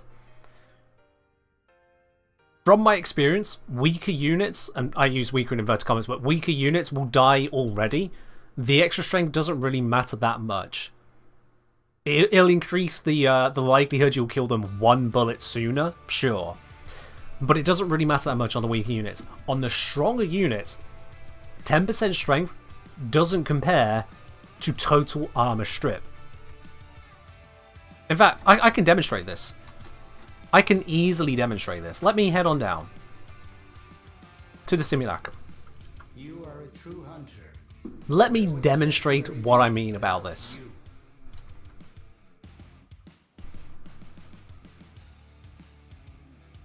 We pop ourselves into here. Go on. There we are. What are my top 5 Warframe to me? Oh, let's quickly answer that question. Sort by usage. Lavos, Wukong, Equinox, Avara, Limbo. There you are. Those are my top 5 used, and that's as good an answer as any. Alright. Let's start with the regulators here, and you know what? I'm going to stick to the... where is it? That's another one. I'm going to stick to the Toxin Blast, so we've got a mix of procs that aren't actually pushing us towards the armor strip, alright? So we're going Toxin Blast mix-up. To be fair on it, rather than pure Toxin, we're going Toxin Blast. Now the reason for Toxin is because Archon Continuity on Exalted Weapons turns that into Corrosive as well. So we get Corrosive, but we also get Toxin. It's just a double win. Apparently Just a Calm Day is not having a calm evening. Getting a little excited, apparently. Fair do. As long as you keep it appropriate. So this is with the armor strip shards on. At first, we need to focus in, but once it gets narrowed in, you notice how they just suddenly vanish. As soon as the armor is gone, they pop.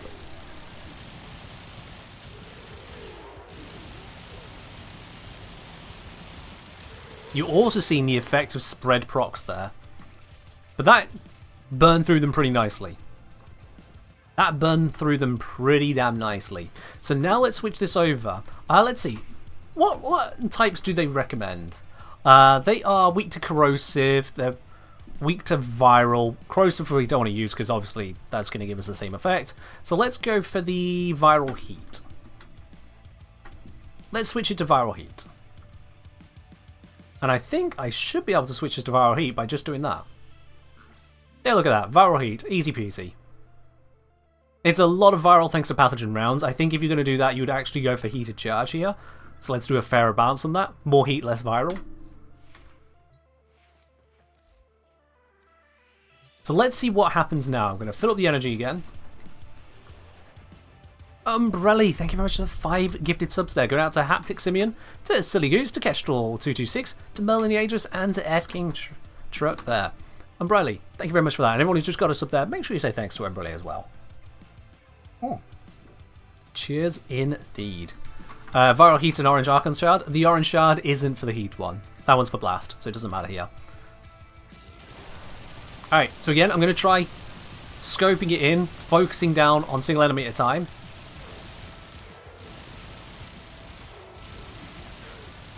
And I'll be quite honest with you, this actually just shows how powerful Viral is.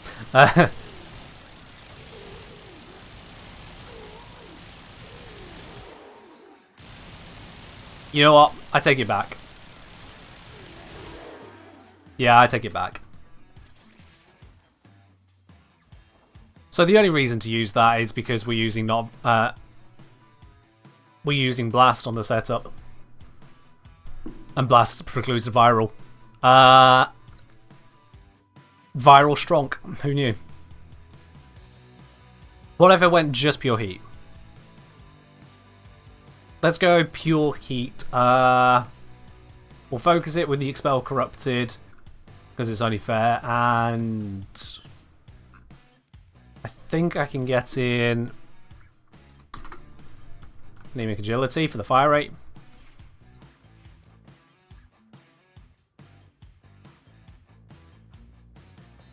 Grubber saying, you can't show it in the sim, but I think the armor strip said work better at high levels, like in the circuit. Kinda, I guess. Yeah. Because there the armor does get kind of ridiculous. You're very right. But then you also can get damage bonuses, which should weigh it out. But let's try Pure Heat. Pure Heat with enhancements.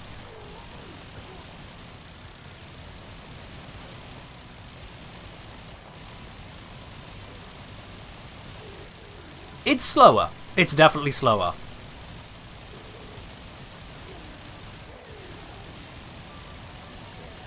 Not huge, but it's definitely slower. And this is with the faction mod added in and an additional fire rate mod.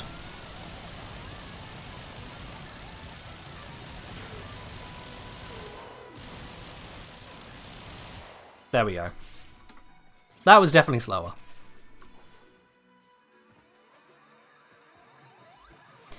But yeah. No, viral heat is viral heat is viral heat. At the end of the day, viral heat just kind of slaps through stuff. So yeah, that's valid. I guess it really just goes to show, as much as there is a lot of variety, a lot of build options we can do these days, I guess what I'm really unintentionally showing here is that variety only goes so far. It really does only go so far. Because the setup we were using here for the blast shards, allowing us to use that constant blast output to constantly activate the shields. Excuse me, to constantly activate the shields. Just in the end, it's solely to make a shield hit point tank work, which is about the only reliable means of hit point generation, if I understand, for aside from Gloom setups. Does Galvanized Shot work on regulators? If so, why don't you run it? So regulators have a very weird interaction when it comes to pure damage bonuses, and Galvanized Shot is interacting in a hit scan way, so it's again another pure damage mod like Hornet Strike. The strength on Mesa is applied so heavily and has so many bonuses to it when it comes to the actual damage that the additive damage bonuses from things like Hornet Strike is doing almost nothing. It's just bad. Like, yeah, you can pop it on there and you can get some benefit from it, but if you're going for a 3-element setup, so a combination element and a basic element alongside it, there's not really the room for it when focusing on other things. Because we've got the multi-shot and fire rate, we got the crits. You could drop out that. The reason that is in there is because we need the toxin weighting. Without it, the toxin weighting was actually too low to be worth even using the shards as well. And again, at that point, you might as well just go back to using Heat Viral.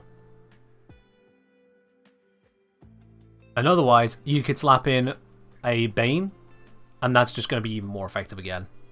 Anything that's surviving long enough where you're like, I want the extra damage, multiply your damage. That just slaps through. So yeah.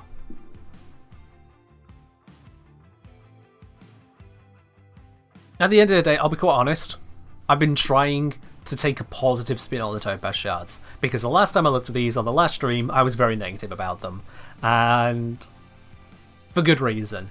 The Topaz shards are shit. Did I have to create that Topaz shard, or did D gift it to you? Created Raptor. Raptor, yeah, I've got bad news for you, mate. I got bad news for you. You see, I don't have infinite bile, and that means for testing things and trying out different options, I've got the Topaz there.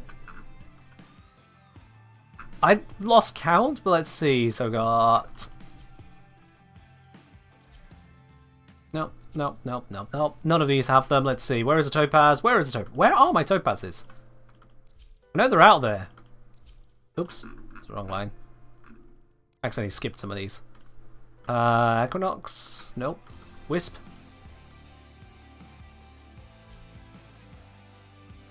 I've lost my topazes. Where the hell are my topazes? Ah, I can't research my shards properly. This system is so half-baked. There's one of them. What was I testing here? Ability damage, yeah. That was testing the Exalted Weapon, and we learned that this shard, the ability damage on enemies affected by radiation status, or any of the statuses, doesn't work on Exalted Weapons. So there's one of my topazes. So that's 2 so far. Any more for any more? There's one on Gauss. What's the one on Gauss here? That's the health gain. So that's a 3rd one. And there's one on Harrow, which was another shield test one. So that's 4. And I think it was 4 I made. Yeah, that's all my shards. So yeah, I've made 4 Topaz shards for various testing purposes.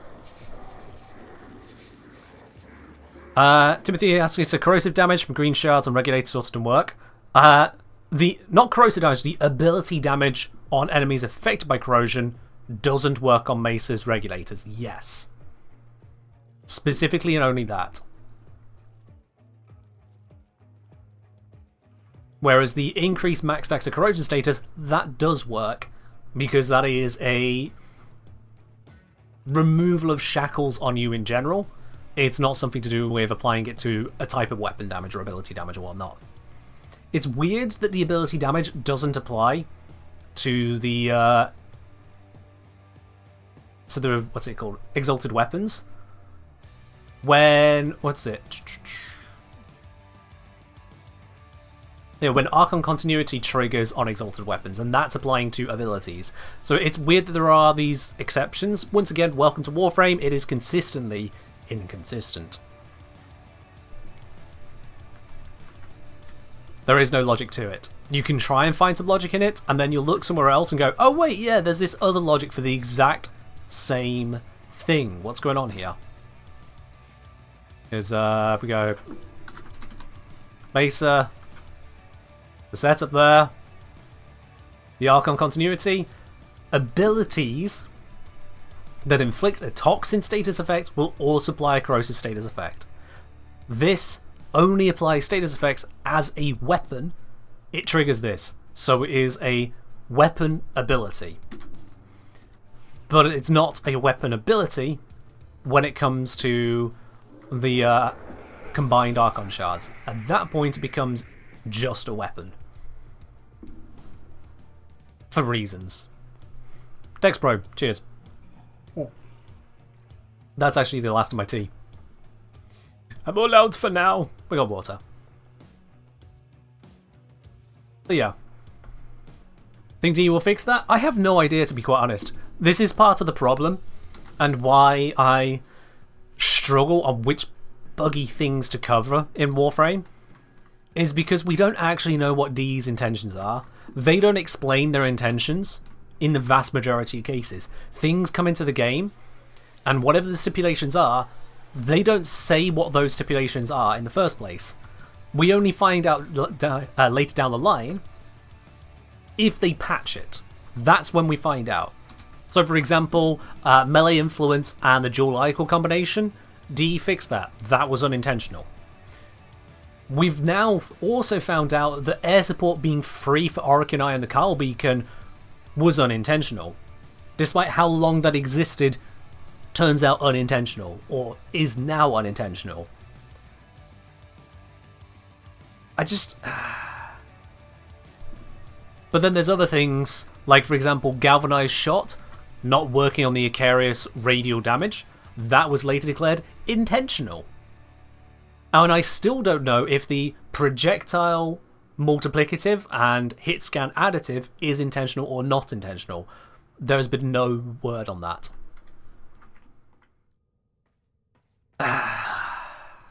Yeah. And then there's the fact that the Archon shards also lie to you. On the Topaz shard, the second option is regenerate on blast damage not on blast status. The third option is when you kill an enemy that's got a heat proc on them, not affected by heat damage.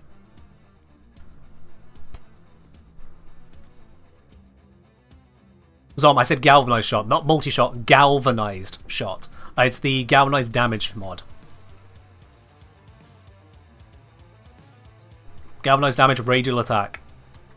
Yeah, the thing that we've known since when they announced, oh no, it's not supposed to work on AoEs. Like, oh really? Oh, that would have been nice to know. Could have put that on the description.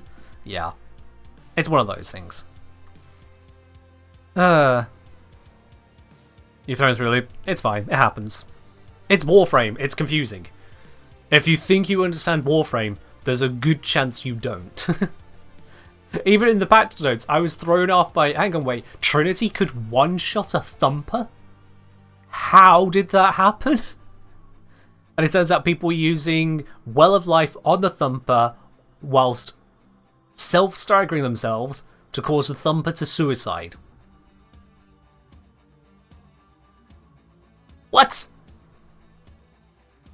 And now people are reporting new issues with glaives and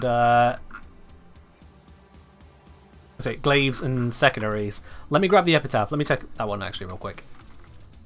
You're more impressed someone figured out the Trinity Thumper bit? Honestly, you get enough people in a room, someone's going to figure it out. If there exists a feature, someone's going to find it eventually in a game this big. It's crazy. Spaghetti code? Yes. Warframe is, and I've said this a few times now, Warframe is getting too complicated for its own good to even begin to try and keep track of all these things. Oh dear. I had to double click there. Throw, click, second click. Okay. Throw, click, second click. Oh. Throw, click, second click. Throw, click. No explosion. Throw, click. No explosion. That's... Well of Life Trinity on Thumper. Oh, it's been removed, Raw Artillery. It doesn't work as it used to. I was talking from a patch note, which is how I learned of it. Okay, let's try it with later. Boom. Oh, that works straight away. Throw. Boom. Wait. Why'd the latum go away? Why? Where's my latum? Latum. Swing. No latum. Latum. Swing. No latum.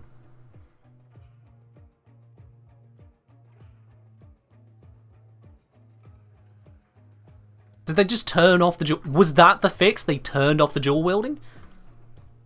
Check the plinks. Yeah, let's get the turnip plinks. Okay, I'm dual wielding this time. Gun. Glaive. Oh no. Throw. Boom. Boom. What? Throw. Boom. Second boom. It fire. Oh my god. So the first... If I do the secondary fire now, it fires secondary fire. If I throw this, first mouse click will do nothing. Second one will actually secondary fire that. What if I triple?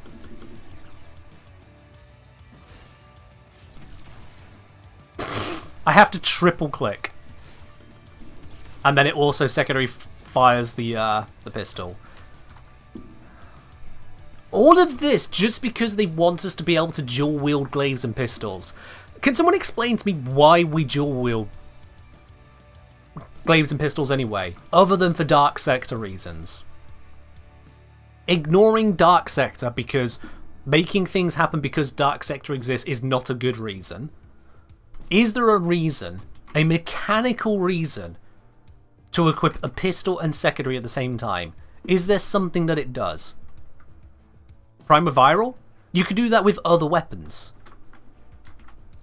You realise that that is meaningless to say prime.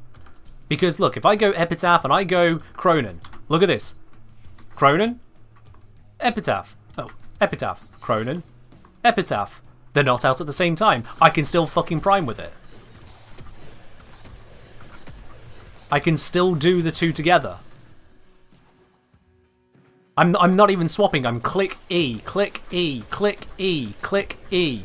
Not literally clicking E, by the way, for anyone confused on that. So, given just how buggy it's getting, how many interactions it is not working with,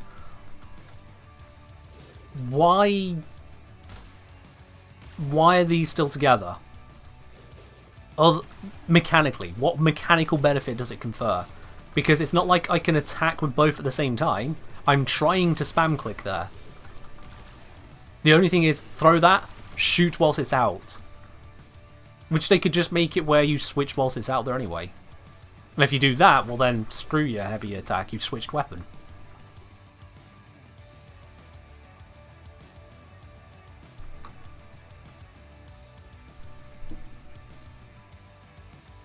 Now, honestly, if I was working at DE, at this point with the sheer bugginess, I'd say, look, hot fix, secondaries and glaives don't sit together, all of them. Job done. We can maybe bring it back at some point in the future, mark it down as the D tier bug at that point. Move on. Heavy attack button as a standalone isn't working as well. What, on glaives or in general, Scarfy? Alright, Solomon, you take care.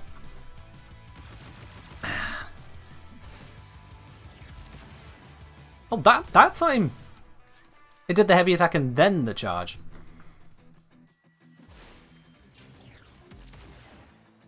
Why did it switch around?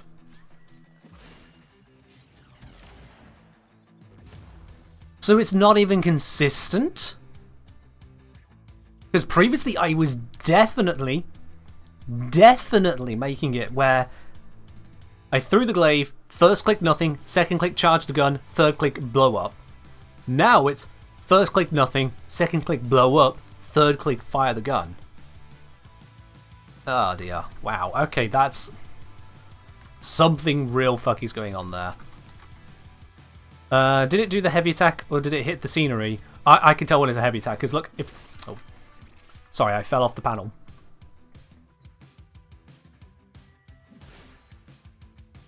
You can see it's not hitting scenery.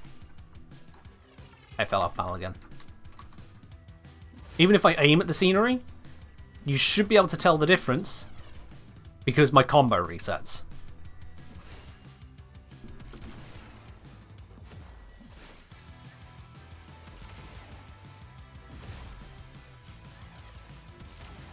This is stupid. Yeah. It's just broken. Twitch just informed you I'm live? Ah! I suppose maybe you weren't following until today? In fact, let me just have a look. When did you follow? Following since 28 minutes ago. Well, that'll be it then. Twitch has gone through its passive. Oh, are there any followers we haven't notified yet? Oh, we haven't notified you. So I guess that's probably it. Ah.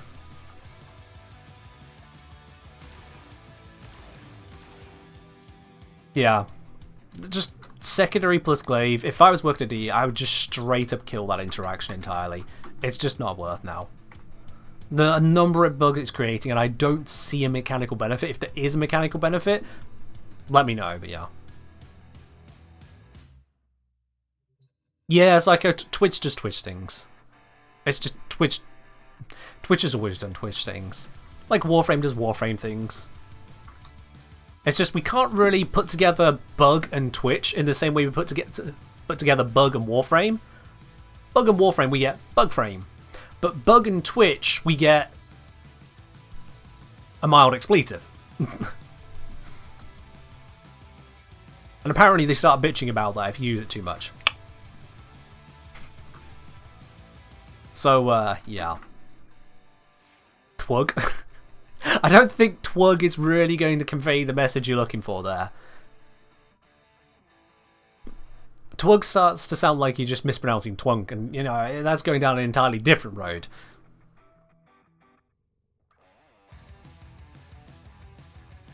Psychoscene, the only benefit I can see is if firing your secondary whilst your glaive is out, and for that, it could still happen. You throw your glaive, you click fire, you switch to secondary, you fire, and because your secondary is now your active weapon, not your glaive, you can't activate the secondary fire on your glaive, which makes sense. which is also the issue that's currently happening anyway. So, fuck it, quite frankly. It's the most tiny option. It's an option, yeah, but it is the most tiny option compared to all of the weapons it keeps on breaking. Blocking and shooting.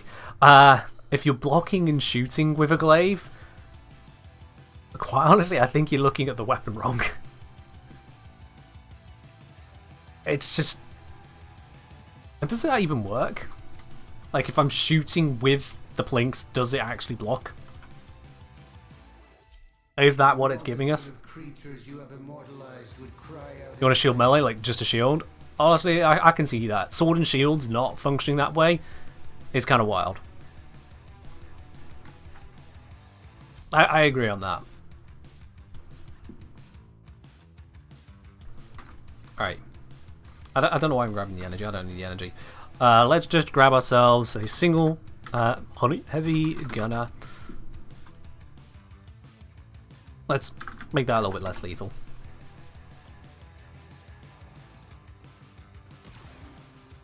So I'm definitely one-on-one-ing here.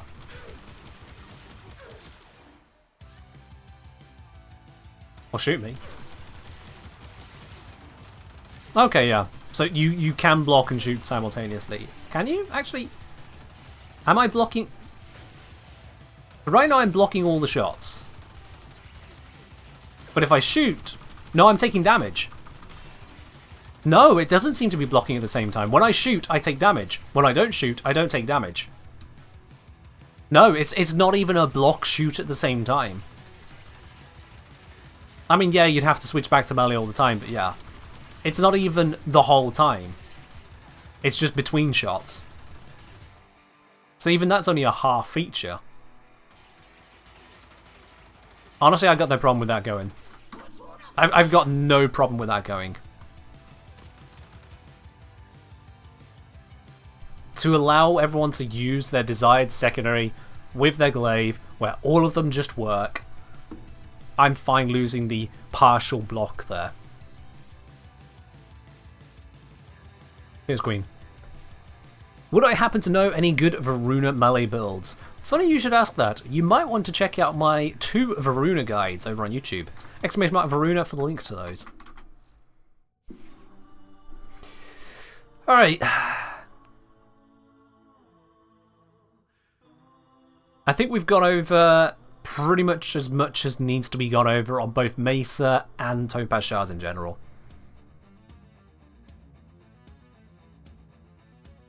Kistrian saying, does that mean I finally get to use my book and glaive at the same time? Next to each other? No, it's a two-handed weapon.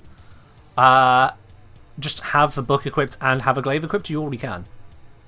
You just don't use them at the same physical time. That's the case with a lot of things that just aren't compatible with it. Alright, take care, Ladybug. Random Warframe question. Can viral transfer heat stacks? Sorry, Psycho, what? Viral doesn't have a transfer, so I'm not sure what your question is.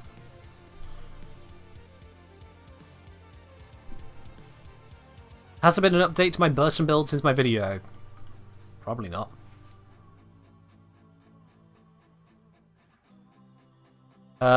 Corrosive heat burns through stuff, set up to be used on Avara. Riven is just more crit, more heat.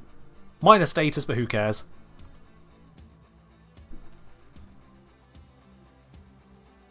Yeah. What do you think about Warframe potentially adding raids back into the game? D keep on teasing the idea of raids here or there, little bits, but we don't really know where it's at. So, I never actually experienced raids in Warframe. They were before my time in Warframe. I don't really have anything to add on that topic, sorry. It's just nothing there. Hello, Evie. How you doing? Hope you're doing well, my dude. Some composite elements transfer. Again, not sure what you guys are talking about on transfers. Gonna have to explain to me what your question actually is on this one. Because when you heat proc something, it doesn't transfer it to somewhere else. When you viral proc something, it doesn't transfer it to somewhere else. They're just procs. They sit on the enemy unless you do something else which is not to do with the procs. Transfer like melee influence, they said nothing of the sort, so that's why I'm asking for the detail. Just a question, why Argon Scope instead of Galvanized Scope? Good question. It fits. That's why. Yeah, I think this is currently set up to deal with the situations where I've got low stacks. That's what this is.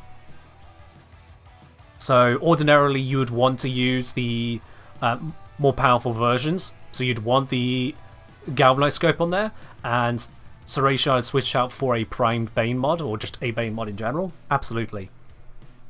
But remembering back to why I've set it up this way, this is set up so that I have enough damage when stacks run low, like when enemies aren't allowing me to get those necessary headshots in. Let's face it, there's plenty enemies where it is difficult to headshot these days, or if just your allies are getting so many kills that things start running down, if the enemy density drops down. This allows me to get a decent amount of power just up front. Yeah, this is a painful mod to maintain in that regard, because it needs direct damage headshot kills, and it doesn't have a shared stack or a decaying stack. The stacks are all independent, which is pain. I don't know why the crit mods needed to be so hamstrung when they're headshot focused. Of all the things to hamstring, headshots didn't seem to be the target, but there we go. That's how they've been since introduction. Kids Room saying, I also want to say thank you for making such good content and explaining things so well in your YouTube videos. Even as a veteran tenor, I seem to learn something new in every video I watch. My pleasure on that. I'm glad you enjoy the videos, and thank you for dropping by here on the Twitch channel too. It's one thing I consistently hear is that pretty much everyone learns something new when they come over here, but yeah, about Warframe or something else, and that's what I'm going for. Basically, yeah. Pablo and Reb did confirm that raids are being reworked. Yeah, it doesn't mean that we're definitely going to get them, it means that they're looking at them. Do remember that Reb said something about a 5-year plan. Now, how many of you here, be completely honest with me now, how many of you here have, 1, created an actual 5-year plan? Not said, in 5 years I'd like to be. No, you created a 5-year plan. And 2, followed through that 5-year plan to 95% accuracy. I'll allow a little bit of deviation, but how many of you created a 5-year plan, an actual plan, and followed it to 95% accuracy? Or only 5% deviation from the original plan? The answer is basically going to be almost no one. Even people who go through university, they go, oh, I'm going to go to sixth form, and I'm going to go do these things, and then I'm going to go to university, and I'm going to do this, and that's 5 years. Even then, there are so many curveballs, so many differences. The things you believe are going to go one way end up going another way. There's parts of the plan you didn't even think to account for. Things change. So when a games company turns around and say they have a 5-year plan, they're going to be talking about things, tangentially or otherwise, which, quite frankly, are not going to sit in that plan where they expect them to be. The next month, pretty much guaranteed. The next 3 months, solid. The next 6 months, getting a bit more up in the air. 12 months, okay, now we're on really shaky ground. 2 years, I wouldn't believe it. Straight up, just wouldn't believe it. Pure and simple on that one.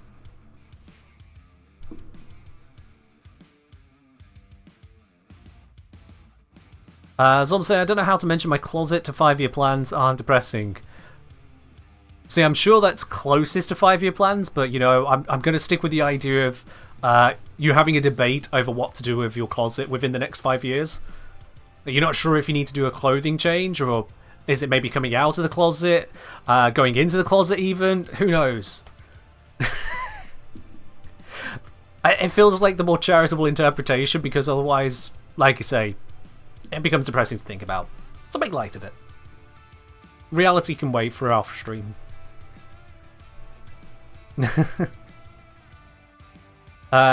Psychic gonna say realistically more like 75%. Even 75% in the games industry is wild. Games industry is highly adaptive. It's great to set an idea for where they'd like to be in 5 years, but almost every time I see a roadmap go out, and Reb has talked about this herself, Reb has expressed her disdain for roadmaps because those roadmaps firstly, don't get followed, and secondly, also end up causing constraints to try to follow them that shouldn't be there in the first place. Just all over the place. No. Instructions unclear. Got Zion Zeta stuck in Blender. Oh dear. I don't know if I want to know what you were doing in Blender, to be quite honest. All considered. So I'm just going to leave that one there. Right. Seeing as we are done with the Topaz, done with the Mesa shenanigans, we can leave Mesa equipped, but done with the actual Mesa shenanigans, let's fix that one, because I think... Oh, no, that's already fixed. There we are. That's fine. Let's crack some relics. Look, Zion, you make your streams how you make them, I make them how I make them, but we are both remembered for the kinds of streams we make. Yeah. That's just how it be. Someone said to me a long time ago, and take it to heart, when someone shows you who they are, believe them. Alright, we're going to crack some relics. Did we end up with design ideas for the emotes? Yes, we got ideas for the emotes.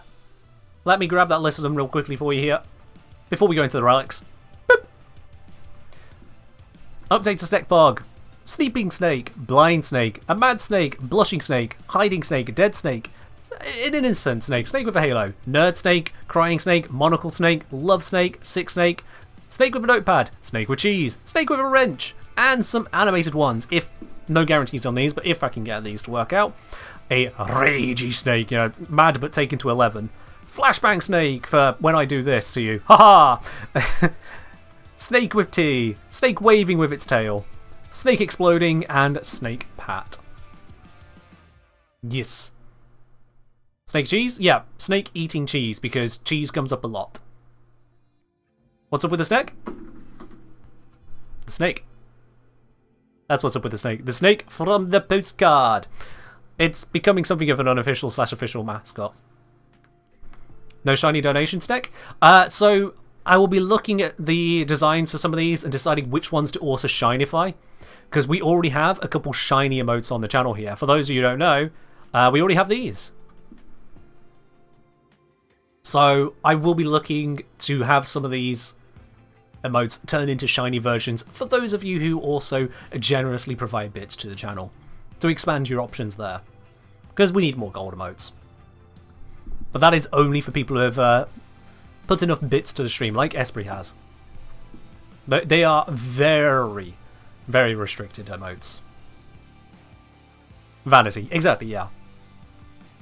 Any Twitch Prime gaming rewards by D? I don't know, sorry. I don't have Twitch Prime, so I just don't know.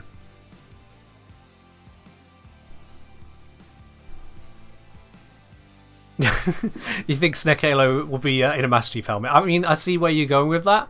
Not what I was intending, but I see where you're going with that. Best Q the Heck Progenitor, probably Toxin. Probably just Toxin. Anyway, let's shove those to the side. We don't need these up right now. Let us crack some relics, shall we? We have got... Hey, we got a Neo Capture. That's beautiful. We have got a Neo Capture. What? Is that just Corpus Corpus? Normal Corpus? Nice, happy Corpus stuff? Where was it? That's Disruption. Where's it hiding?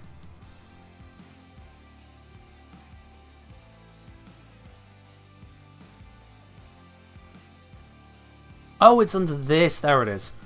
Yeah, that'll be fine. We'll do that. If you'd like to join me for some relic cracking, send me a message in game, the Kengineer. I'll bring you on into the squad, and we will pop a few of these open. No particular relics on this one, just we're going to get some shinies. Because we can. That's all there is to it. Let's go get shinies.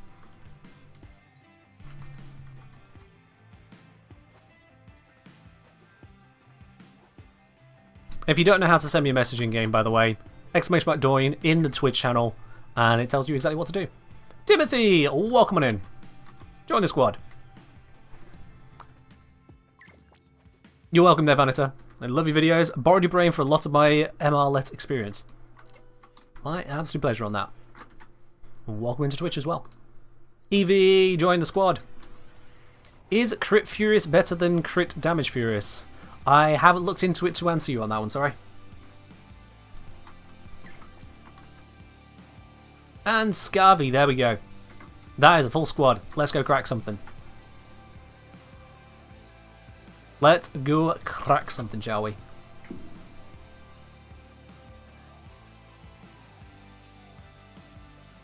Yeah, most of the time, if you got a Toxin Progenitor, you're in the right direction. Toxin allows you to go for pure Toxin. It allows you to go for Viral with just a cold mod. It allows you to go for Viral Heat. You can still apply that. It's got multiple options available. It's got you Corrosive as well with a single mod. It's just the most flexible element. If you went Heat on there, your Viral Heat would be better, but it also means that you kind of have to go Viral Heat. As if you wanted to go for a Toxin build, you need to then go something like Blast Toxin or Radiation Toxin. And you'd have to 3-mod it, which isn't exactly what you want when you're going for a Toxin setup. Yeah. Okay, saying, Ken, I was testing your Toxin Corrosive conversion on Mesa. It killed the Acolyte in my mission so hard. The timer froze and all enemies despawned, had to abort. If the timer froze, you probably ran out of life support, dude. That's why the timer stops. You ran out of life support. Don't know how you didn't notice that, but that's also what stops the enemy spawning. You ran out of life support. It was 68%, was no longer falling. Okay, yeah, you desynced. I don't know how you desynced, but you desynced. The game did run out of life support, it sounds like, and just didn't realise to tell you. It's the only thing that fits all the details there. Life support no longer going down because it's no longer relevant. Enemies no longer spawning because there's no more life support. Timer no longer going down because there's no more life support. Your game just somehow didn't realise the life support ran out. But it had. Yeah. I don't know how that happens, but that's what sounds like happened to me. It all adds up. Alright, let's start cracking some things. I don't know what I've got here, I'm just going to throw relics into it until something happens. Let's see what loot we get. Actually, after this run I'll check if I've got some Radiance we can throw in.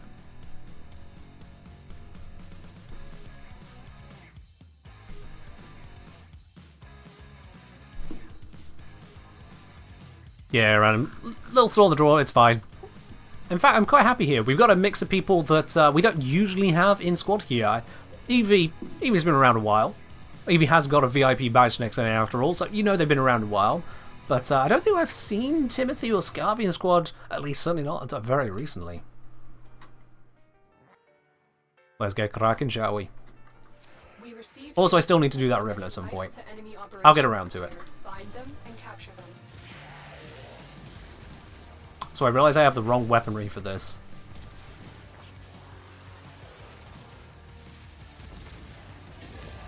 Ah. This is the wrong weaponry for this kind of a mission.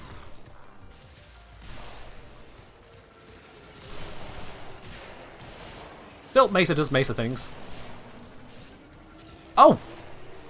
I actually made progress! Excellent work. We'll interrogate the captive back at base. Your part is done here, Tenno. That's cool. Alright. That's some enemies killed on a dropship. I didn't realise that would count that dropship. I didn't even think about it.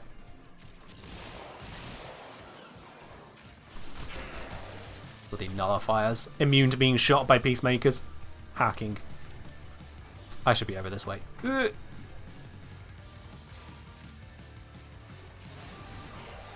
we are. Ow.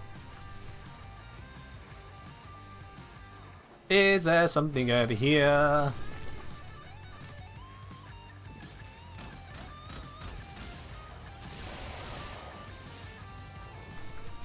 And that is the last of the reaction we need. I'm going to switch off Mesa after this. The relic has been cracked open. I just prefer frames which are faster when it comes to relic runs. This whole run, bullet, jump stuff, ugh. On its own, too slow. Need faster things. Addicted to speed? Not addicted, just realising that it's more suitable for the mission, quite frankly.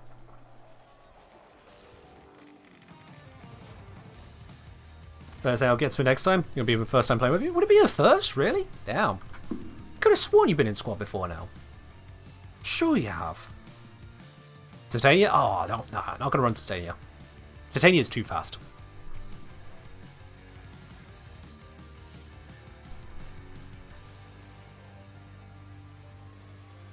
Hey, Mark's shiny? Yeah.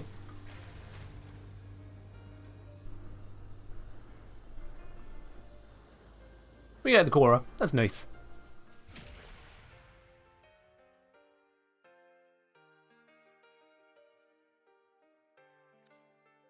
Alright, let's switch to Lavos and have a look what the standard go-to Kenjnir grade build is on it as well. Here's Lavos. That Invigoration has only got 3 hours left on it. It's giving me melee crit chance and 1,000 health, in case you're wondering why I'm on 3k health at the moment. And standard setup here. Adaptation and Umbral set for pure tank. Archon continuity because hey, why not? Overextended for range. Range is everything on Lavos. Swift bite so that we can be casting more rapidly. Stretch because range is everything. Arcane Grace for lazy heal. Prime Footed for lazy knockdown protection because the passive isn't always there. Or it could be whatever you damn well please, quite frankly. And this final arcane, whatever you damn well please. I put Pistolier on there at some point. Right now I'm going to switch that to Consequence. Yeah. Let's go Amprex. Observe. Ronin. No. Phaedos. That'll do. Sorry, late night. We're full up at the moment. We are full up.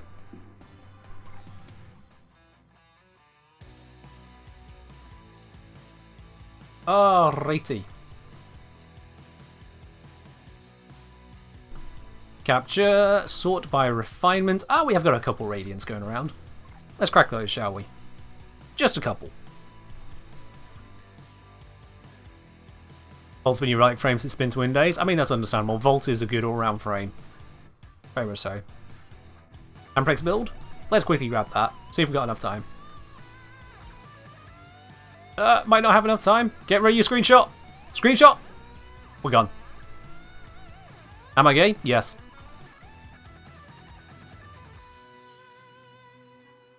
Simple answer.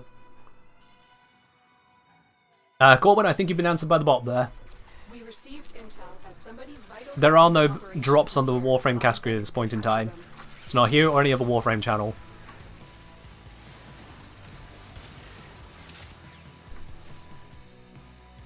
There we go. That's the kind of bullet jumps we're looking. Hotfix. But we had an update just the other day. I wonder what they're hotfixing this time. I wonder what they're hotfixing. Those of you who got the emote, it's time to throw out your red text emote. We don't often get to use that here on stream. Hey, Ribbon opened. Alchemy fix? Oh god, what broke? Not receiving rewards after completed first rotation of alchemy. Wow. How do things like that even happen? How even? Coding. Coding is difficult. It is. I will attest to that much. Coding is difficult. God damn, just seeing the banners of red text, it really has a danger alert vibe to it. Wasn't really intended, but you know, it fits it absolutely. Warning, warning, update inbound. Warning, warning, update inbound.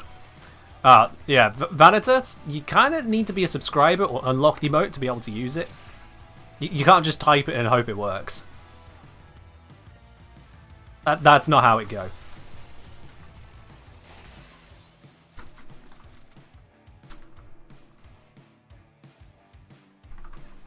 Let's see, we've got here.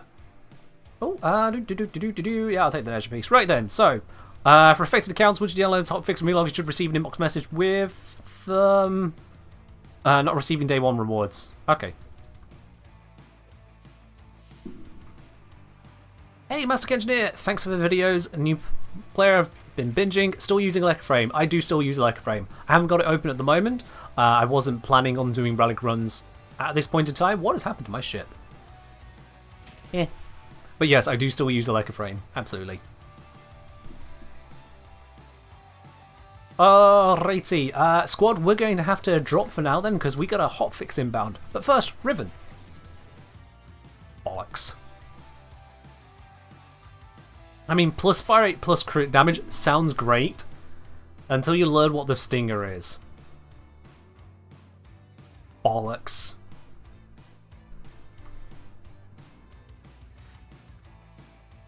Oh well. Not Verglass. Correct, not Verglass. Drops enabled. Look, what makes you think drops are enabled? I specifically checked earlier and the stream didn't say drops enabled. Still doesn't say drops enabled. Where are these drops questions coming from? You're not the first one. I'm getting confused now. Alright then. Timothy, Evie, Scarvy, enjoy the update. We'll be back after the hotfix. What about the stinger? It's bad. Don't use it. Simple. It's just bad. Alright, let's exit and wait for that hotfix. It's just us up close together for a bit. You and me, chat. You and me. I think Warframe International makes all the streamer drop tag active. Oh, of course, I forget Warframe International. I never see it on the stream list because I'm always streaming at the same time. And, yeah. Obviously, they don't even pop up when I search because they're in a different language. Right. That's it. Warframe International, just causing a mess. Got it.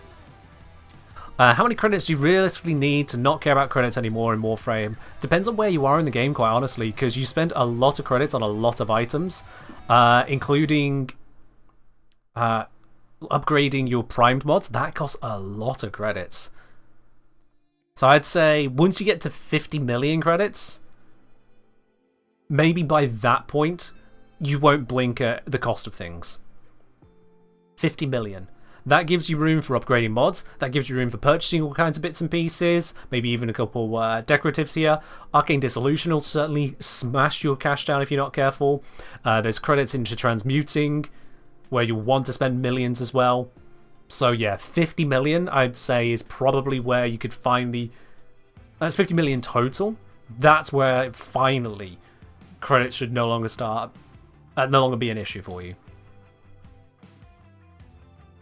But yeah, you need a lot of credits in this game. A hell of a lot. Even trading for things can suck up your credits if you're not careful. The number of times as a newer player, I had to say to someone, oh, can you wait a moment? I haven't got enough credits to trade. Wild. It is wild. JC Smash, hey, it's the engineer. Bro, your videos on YouTube are legendary. I appreciate the work you put into it. Thank you, thank you, thank you. Oh, thank you as well. Firstly, thank you for dropping by and thank you for the kind words on that. Welcome on into the stream. Oh yeah, arcanes can cost you a lot of platinum. Primed mods. Woo! There goes your plat. That'll hit you hard. Trading legendary cores. The person buying a legendary core. That's a lot of credits as well. Yep. You can spend a lot of credits on trading for the primed and legendary items. Really can. So yeah, there's not really a point where it completely runs out, depending on what you do. And likewise, you could just not spend that many if you don't ultra max out things. Hell, considering that I've managed to do a Steel Path top tier exterminate mission with a kit gun and a completely unmodded Eurali, modding is optional. Modding is optional. It's just, you know, investing to the max gives you the biggest funnies. Just worth it. Managed to screenshot from the Amprex build? Nice. You managed to get that, that's good. That is good, because I have no idea what I saw there. I know that build should work, but at the same time, I can't remember if it was the exact correct modding. I might have been testing things on it, but if it looks okay to you, looks okay to me. Should be fine, it's the Amprex. How bad can it be? Alright, and someone was asking for me to have a look at a clip they put up. Where's the clip gone? Where's the clip? Where's the clip? Where's the clip? What is this? What is this, Snake? You made your correlations? Hold on, I'm just going to mute on the other side. I just want to know what you're clipping and sending here.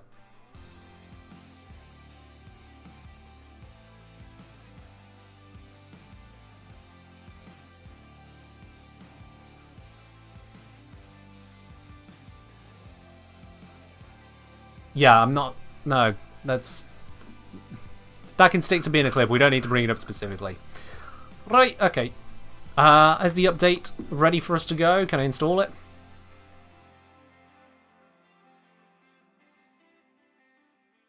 Looks like it is good to go. Let's bring up the patch notes at the same time then. What did they actually change?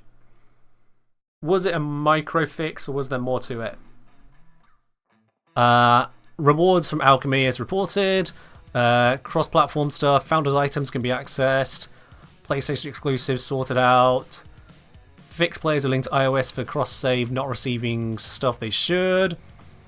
Lowered the Akbolto's mastery rank requirement from 9 to 8. Because it is required to build something else, which is also a mastery 8 item. Fair enough. That makes sense. But yeah, it's a micro fix. It's mostly the alchemy thing. It's pretty much like 99% the alchemy thing. Nothing else sorted of note there. Sinker saying, "Hi Kentonir, I have an Excalibur build you should try. Nourish Excalibur with Exalted Blade Augment on Poison with Arc and Continuity. And for fun, 5 green shards." I'll be quite honest, I will pass on that, thanks. I can kind of read the entire build from that. And it's not something that I'm particularly interested in trying out right now, thanks. I appreciate the suggestion, but nah. What's up with Alchemy? It just wasn't giving rewards properly. Or at all after the first round. But now it should. Now it should. Alright. Signed in, everything looks stable, so let's get back to it, shall we? There we are, and let's just switch screenies around. That might blink. It's going to blink. And it's back. There we are. The hotfix mentioned nothing else about Zephyr. I literally read out the patch notes there. It was the alchemy fix for rewards after round 1 not happening, a couple cross-save items that really don't matter to most people, and a mastery rank reduction because the item required for something else was higher than the thing it was turned into, which was weird. Ultra minor. That's it. The patch notes were tiny.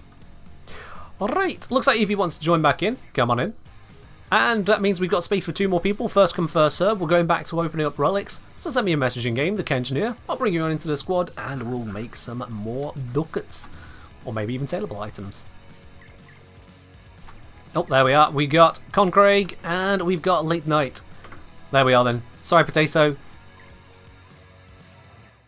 I feel bad, but you were just behind the draw there. You were just behind the draw. Scarvy, even further behind, unfortunately. First come, first serve. Them's the rules. Them's are the rules. Right then, the capture fisher is still there. Let's crack it.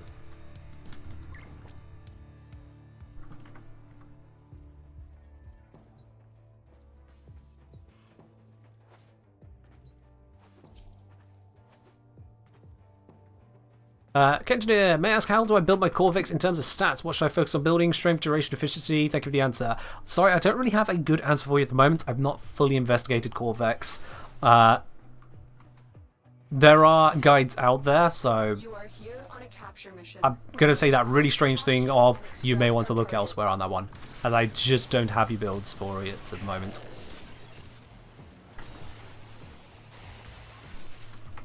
I'll be honest, I looked at what Corvix had to offer and I just wasn't really that interested. The pillars look odd. The status immunity ring is visual clutter.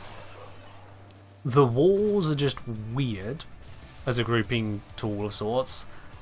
And the exploding laser felt a bit janky to me. So it just didn't interest me. And this is someone playing Lavos, calling a Warframe janky, so, you know, make of that what you will.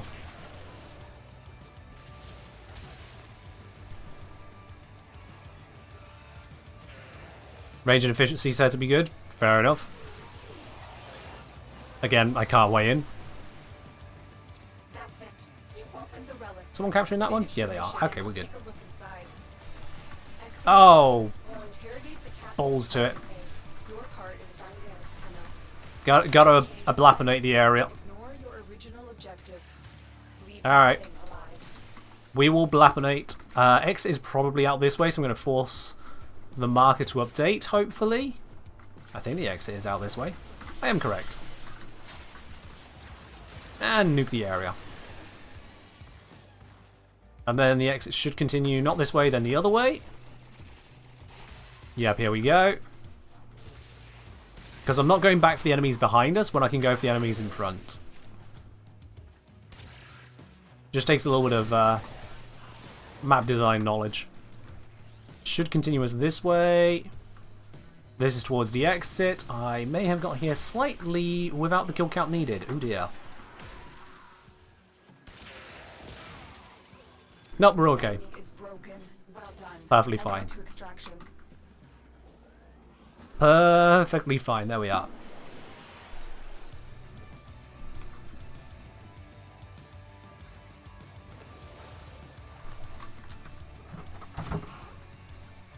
Okay, saying every core fix I've had in my games has made a ton of particle effects but doesn't seem to actually kill much.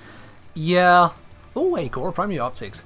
Yeah, his kit doesn't seem focused on damage, more on support, up until the fourth ability to give him something damaging properly. But again, it just doesn't feel where I'd want it. And that's, again, at a glance. I've not really focused on his setup as so far.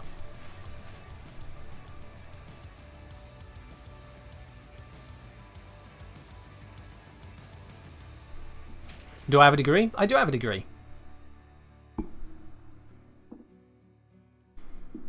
Alright then. Mission complete. Gold obtained. Is that 2 core golds we gained, actually? I think we're doing right there. Let's go again. I have another one of those. You never know. Might get 2 in a row.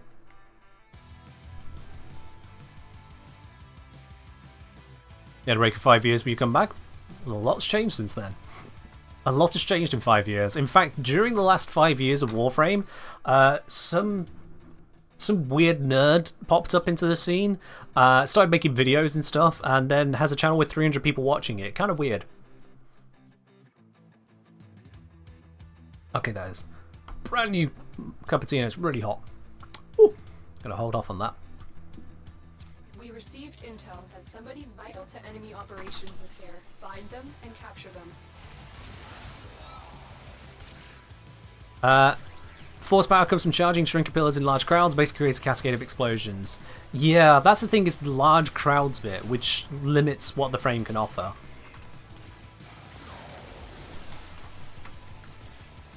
Because Lavos does a lot better in crowds, but still works on small numbers of enemies. Whereas what it appeared that Corvex could offer is crowds or nothing. Did they finally fix the glaive incarnate bug? They did, and broke other things in the process. Some secondary weapons, like the Tenet Plinks with glaives at the moment, is screwy. Epitaph is also affected. It's weird. Basically, if the weapon appears... Oh, hello. Appears alongside the glaive, it seems to affect the ability to heavy attack with it.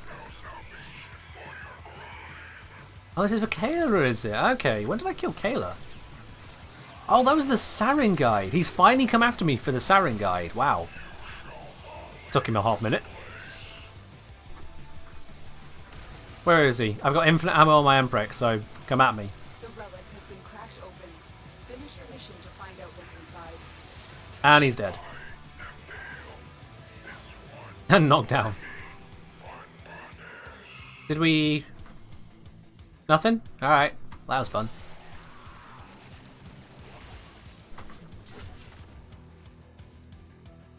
Where is that waypoint going? I think it's going this way. Got bamboozled.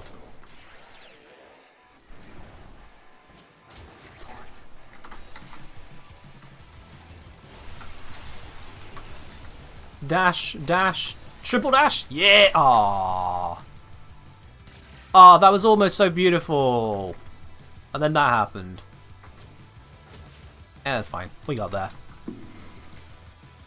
It's fun to throw a mile of concrete, but it doesn't really do its job. Yeah, that seemed to have been my observation. That does seem to have been my observation as well, which is just slightly disappointing, frankly. He's got a brutal look to him, literally brutalist, but it's just not interesting enough. Which is what it is. Yeah, Potato, don't do that. Just don't do that.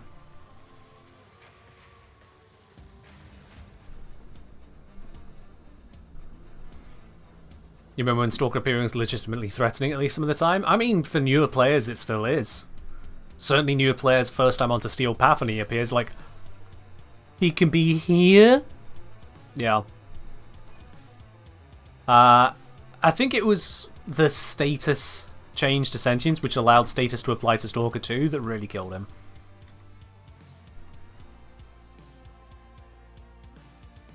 What about you? Someone called Potato has invited me to a mission there. Whether you or another potato, a potato was doing it wrong. Please explain the change on Arcane Influence. On Melee Influence. Mirage was triggering it with non-melee attacks, that's been fixed. Urei was triggering it with non-melee attacks, that's been fixed. And the dual Ichor Toxin Clouds were triggering it in ways they kind of shouldn't have done. Although I'm not sure on the full details on that, as I've not used that combination. Looking for a stream with drops active. There isn't one in general. You were looking for Warframe International. I'm told they've streamed for a little bit, but they've now ended their stream. Did they fix triggering influence? There was no mention of it, so maybe, maybe not. Wasn't asking for in-game messages. What's this? Why do we... Alright, cool. Let's just ignore that person. Thank you. I hope that message was worth it. You can't send me messages in-game anymore. Yeah, that was pointless.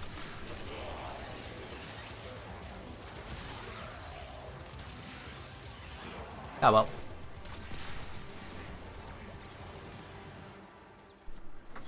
It was a hotfix just now. All it was to make it where Alchemy actually gave out rewards. DE broke it, and it wasn't actually paying out rewards. What the frick? Oh, there's a vent down there. Oi! Stop being sus. Get out the vent. Boster. Excellent work. We'll interrogate the captive back at base. I mean, Titania glitching into areas she's not supposed to be is... It's a long time thing. I don't know if Dee ever going to be able to successfully fix that, just because of the sheer speed she can attain at such a tiny size. Like, accounting for everywhere that frame could go is basically impossible. Just damn near impossible. The relic has been cracked open. Finish your mission to find out what's inside.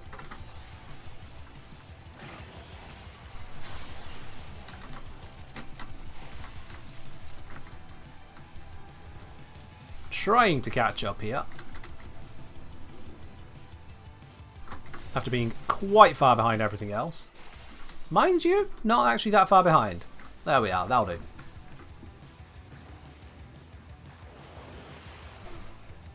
Yeah, bug fixing is definitely hard when players can... players accrue so many more hours in the game than actual paid testers ever could. There's no amount of unit testing you can achieve, let alone just brute force testing that'll compare to just what players get up to. Hey, Dual Carriers Prime, don't mind if I do. Yeah, it's just not possible.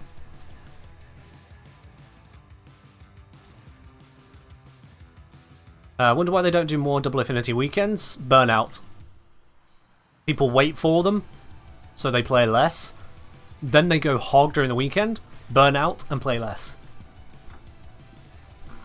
It's a known thing that temporary events like that have to be very carefully meted out, otherwise people just don't control themselves during the event, and outside of the event they just play less because it feels worth less to them.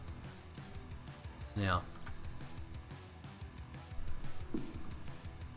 Question on a different level here. As you're making a slew of Sneck emotes, how do you feel about the level Sneck becoming more of an icon on your channel than teacup and spanner. It's only really a thing in places. The teacup and spanner is still the logo, and the snake is more of a mascot. At the end of the day, better, larger businesses than mine have proven just how powerful a mascot is. Whether it be having a cheery, funny snowman in a movie otherwise called Frozen, whether it's having an Excalibur on the front of basically everything Warframe, everything has a mascot. I heard there are Twitch drops. Are they active here? Love the videos. Glad to be here. Welcome to the channel. There is a raffle. There aren't drops. The drops you might have heard of were the Warframe International drops, only on the official Warframe channel, which has since stopped its stream. It's only a brief thing. You really do have to watch the time on those drops to catch them. But you're welcome to join into the raffle here and sit around and enjoy the content. We're just cracking relax at the moment. We've already gone through all the Topaz testing and the Mesa demonstration. Done the discussion on the new emotes coming as well.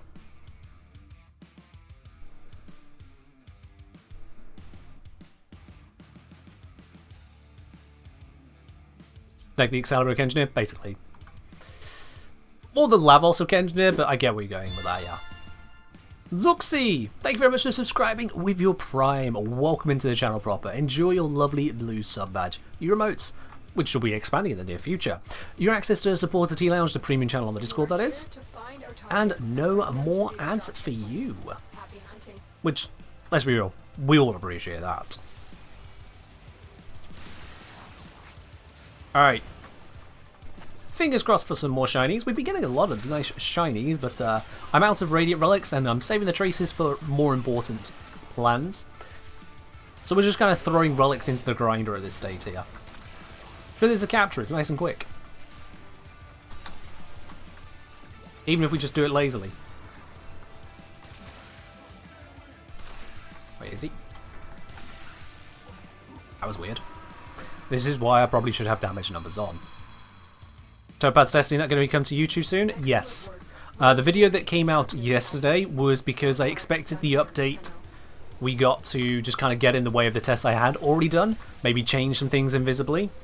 Luckily so far, pretty much everything I've checked hasn't been affected, but I put that out there, 1 to cover it, 2 to test myself with a different way of video making, and 3 to kind of give myself a little bit more time on that. Plus I have got some real world stuff coming up in the next few days, which is going to take away from video production. So you can look forward to a Topaz video. It was originally going to be my next video, but then other stuff kind of popped up. Yeah. That's the long and short of it, really.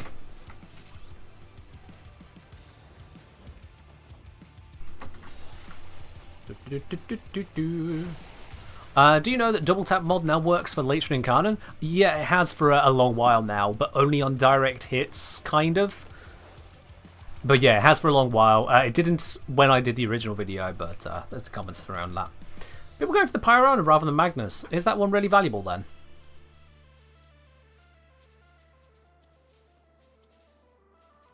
I trust others probably having a certain Lecker frame app open. Oh, hey, here we are. Pyrona worth slightly more, 5.9 versus 4 on the Magnus. Fair do. Fair do, fair do, fair do. Welcome in, Omega Bird. Favourite Warframers, gals? Decent pick. Very capable Warframe there, absolutely. Drops active? Sorry, you were looking for the Warframe International channel. They've wrapped up their stream, so there's no drops on any Warframe channel at the point now. But you're still welcome to join in the raffle that is here. It's not a drop, but it also means you don't have to sit around and watch for a specific amount of time. You just grab yourself a ticket, you're in it to win it. Magnus is vaulted? Yeah. Magnus is only interesting if you have the augment mod for the Magnus, or the unique mod for it. If you don't have that, it's kind of bland. Hell, even if you do have it, it's not the greatest. What is Topaz? Topaz is referring to the Topaz Archon shards. I don't think I'm going to get there in time. It barely got it on screen there. But yeah, Topaz Archon shard. Thoughts on Neja? Neja's a great Warframe. It's one you can get very early game. Solid defense, crowd control, damage enhancement, orb generation. Got a few bits and pieces together. That somebody vital to enemy operations is here. Find them and capture Don't them. get stuck on a tree stump. That's just embarrassing. Of all the things to get stuck on, a frozen tree stump. Might as well just trip over a brick at that point.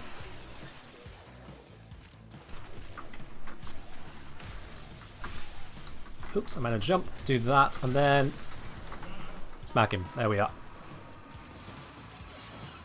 You lost track of which primes are vaulted now? All but 7 of them, if you don't count Resurgence. Now, if you do count Resurgence, actually all but 9 of them I should say, and then Resurgence on top. It gets complicated to talk about. If you lose track, very understandable, I do too. Relic has been cracked open. Finish your mission to find out what's inside. Barrels? No. Ledge. Doorway. Slightly off-centered doorway.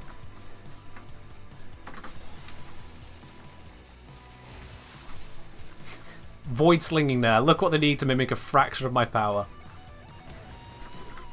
Oops, that wasn't a slam. That didn't redirect me.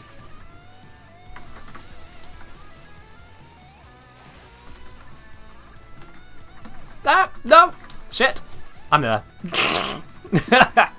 Yeah. Without tripping on flat, level ground, then you're my brother. Please don't tell him I said that.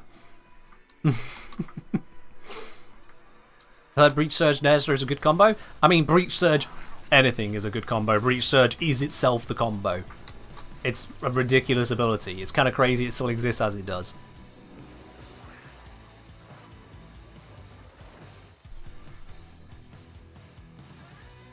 Is ice technically a rock? It can be. Ice can be a rock. I'm going to take this just because I don't have it. I have the item, just not the blueprint right now. Ice can be a rock. So you see, for something to be a rock, it needs to be a naturally formed solid object of one or more minerals. Naturally formed is important there. To that end, ice is a mineral. It is a naturally occurring chemical in a solid form with a definable structure. So ice can indeed be a rock, and here's the more interesting bit, is that it can be 3 different types of rocks at a push. If you get if you get ice chunks that are kind of broken up and gathered together by natural geological or geographical processes, that can lead to a sedimentary ice. If that ice gets heavily compacted and changed in nature, such as in a glacier, then it is a rock which has been compressed and altered without melting. It is therefore now a metamorphic rock. And technically, if water could get extruded from the ground and frozen as a result of coming to the surface into a colder temperature from where it came from, then that would be an extrusion of minerals which form into a solid rock that is igneous. So ice can form as sedimentary, metamorphic and igneous rocks here on Earth, so long as it is all natural. Whereas the ice in your freezer isn't natural, so we don't consider it a rock, but you do still have ice crystals. So yes, ice is sometimes a rock. The definition more is asking not is it ice, but where did it come from? Dry ice does not qualify. Well, dry ice wouldn't form naturally through geological processes, so we would say no on that. It gets weird when you get into astrogeology or just straight up astronomy in general. Exo scenarios are wild. It's where definitions kind of start to break down. It's why geology is focused on the geo of the geology, the earth bit. Because our explanations for things don't really hold the same weight when you're dealing with temperatures like 5 Kelvin. That kind of starts messing things up a lot. Hell, even just 50 Kelvin really starts to throw you for a loop. Geologists don't even like talking in Kelvin. Kelvin is not a geology thing. So yeah. Dry ice is not water. There's that, yes. But still separate, yeah. And if anyone was curious as to whether or not I actually have a degree in geology, I hope this has given you some indication as to how honest I am about that. How hot or cold is 50 Kelvin? So 0 Kelvin is minus, I think, 273 degrees centigrade, and 1 Kelvin, 1 unit of Kelvin is the same as 1 centigrade. So 50 Kelvin is minus 223 Celsius. 0 Celsius is 273 Kelvin, and so on and so forth.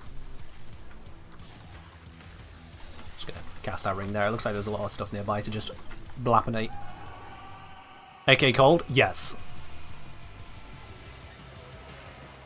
Mission complete. The captive has At 0 Fahrenheit, things are damn cold. At 100 Fahrenheit, things are damn warm. At 0 Celsius, water freezes, it's pretty cold. At 100 Celsius, water boils, it's pretty damn hot. It's dangerously hot. At 0 Kelvin, everything dies. At 100 Kelvin, pretty much everything still dies.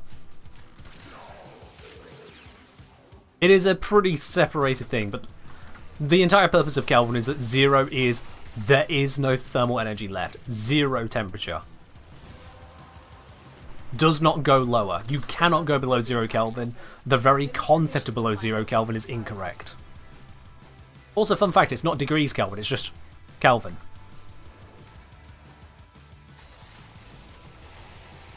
So yeah.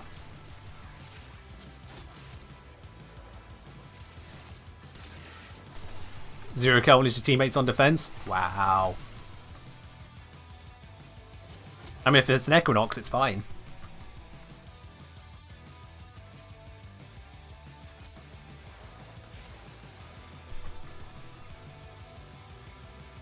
Dry dude, I swear to God, is that 69 Celsius? I'm guessing that's 69 Celsius. What weapon do you guys think is better for Void Cascade? Burst of Prime or Late from Prime? What happened? Hold up. Late night? Late night? What did you do? Also, fuck it, I'm just going to take another night of Prime systems. Stack me up to 8. Who is Kelvin? One of many great scientists from our past. I don't know why I said past rather than past. It was very posh. Very southern. Past. I wasn't raised southern. But yeah, between Burster and Latron, I mean, the one you prefer using, quite frankly, they're both very, very powerful weapons. So, the one you prefer using. Was first the exit, then had to go back and failed to get my Reddit cracked.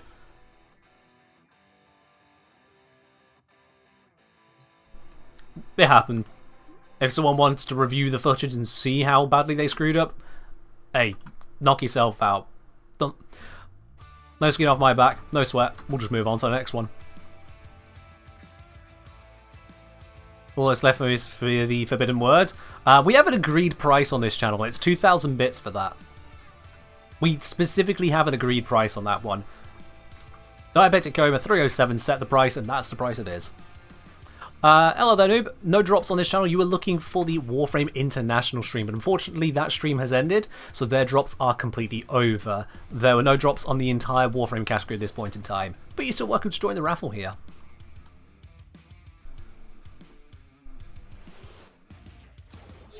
Alright, let's just blapinate the area.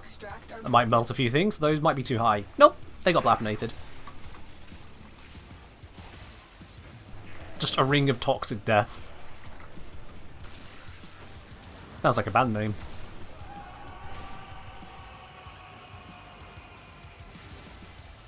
Esprit, it's just people trying to get a free word. When we have an agreed price on it. And by we have an agreed price, there is a price that has been agreed to, and that's staying the set price.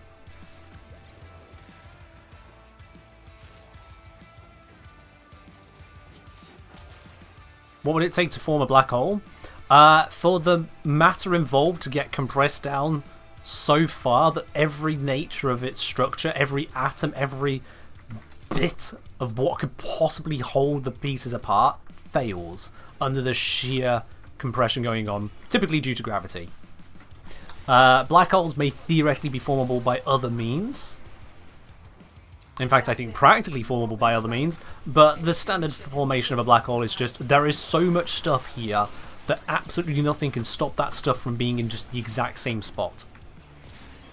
Not even the sheer repulsion of the quarks inside of an atom at that point are strong enough. The gravity just says, nope, we're still compressing further. Basically, if something gets sat on by your mom, that's what does it.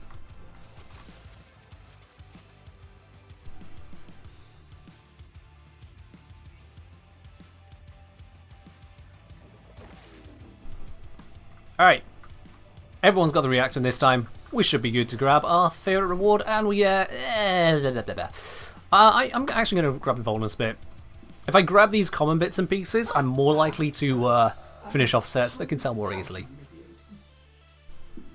How dare? Meh. Meh. Unfazed. Yeah, black holes are some pretty crazy things. If you want to know more about black holes, I can strongly, and I do mean strongly, recommend the YouTube channel, Kurzgesagt. Don't be intimidated by the name. The videos are in English. Kurzgesagt, they have a lot of videos on black holes, and they are very, very, very easy to follow. You do not need to be a scientist to follow it. Can I type it so you can search it? Oh god, can I spell it correctly first time? Kurzgesagt? I think that's how you spell it. Kurzgesagt? I think.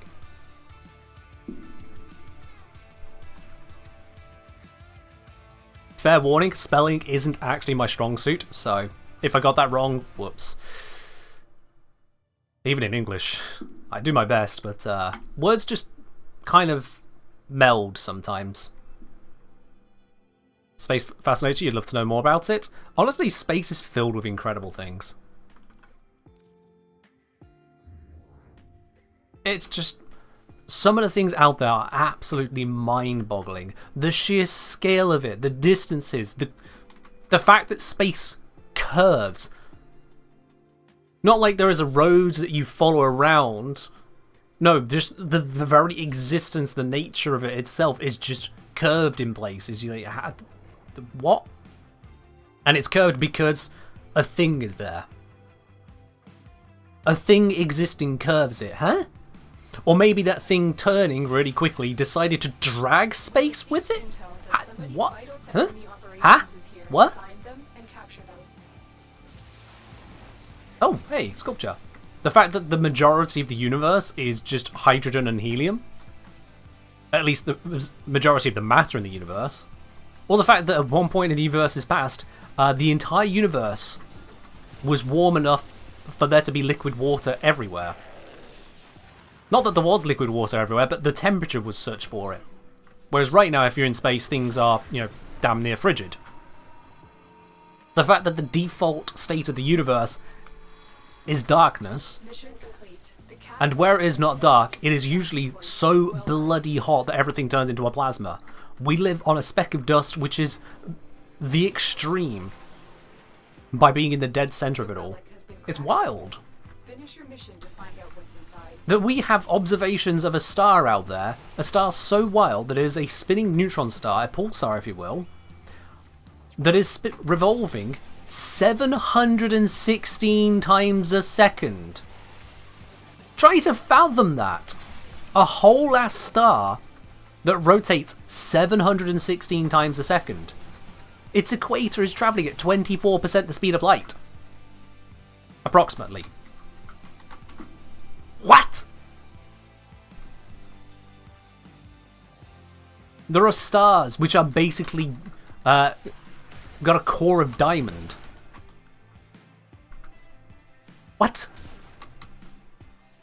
That pretty much all of the more complicated atoms in the universe, all the really exotic stuff beyond iron, are from a star exploding so hard that it explodes its explosion.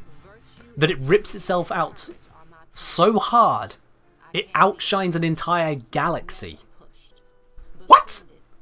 That it's possible that one of these stars exploding may have caused one of the extinctions here on Earth. I think it was this picture's a possible explanation for the Devonian extinction. My memory doesn't serve me perfectly there, but suffice to say, a star that was somewhat near to us obliterated itself so hard that us, light years away, had huge swathes of life wiped out on the planet. At least is a running theory for it. It's insane! That semi-recently, I mean recently in astronomy terms, so not last year, but recently in geological terms, a star passed so close to our neighbourhood that it has potentially disrupted part of the Oort cloud, the really, really far out rocks and ice well beyond Pluto, disrupted some that could have sent them hurtling towards the inner solar system where we live. It'll take them about 1 million years to get here, so you and I probably don't need to worry about it, but that is also still wild. The universe is an absolutely insane place, and yes, I am a massive sci-fi nerd. Mind if I step out? No, yeah, that's fine. Go ahead. If you need to step out, Evie.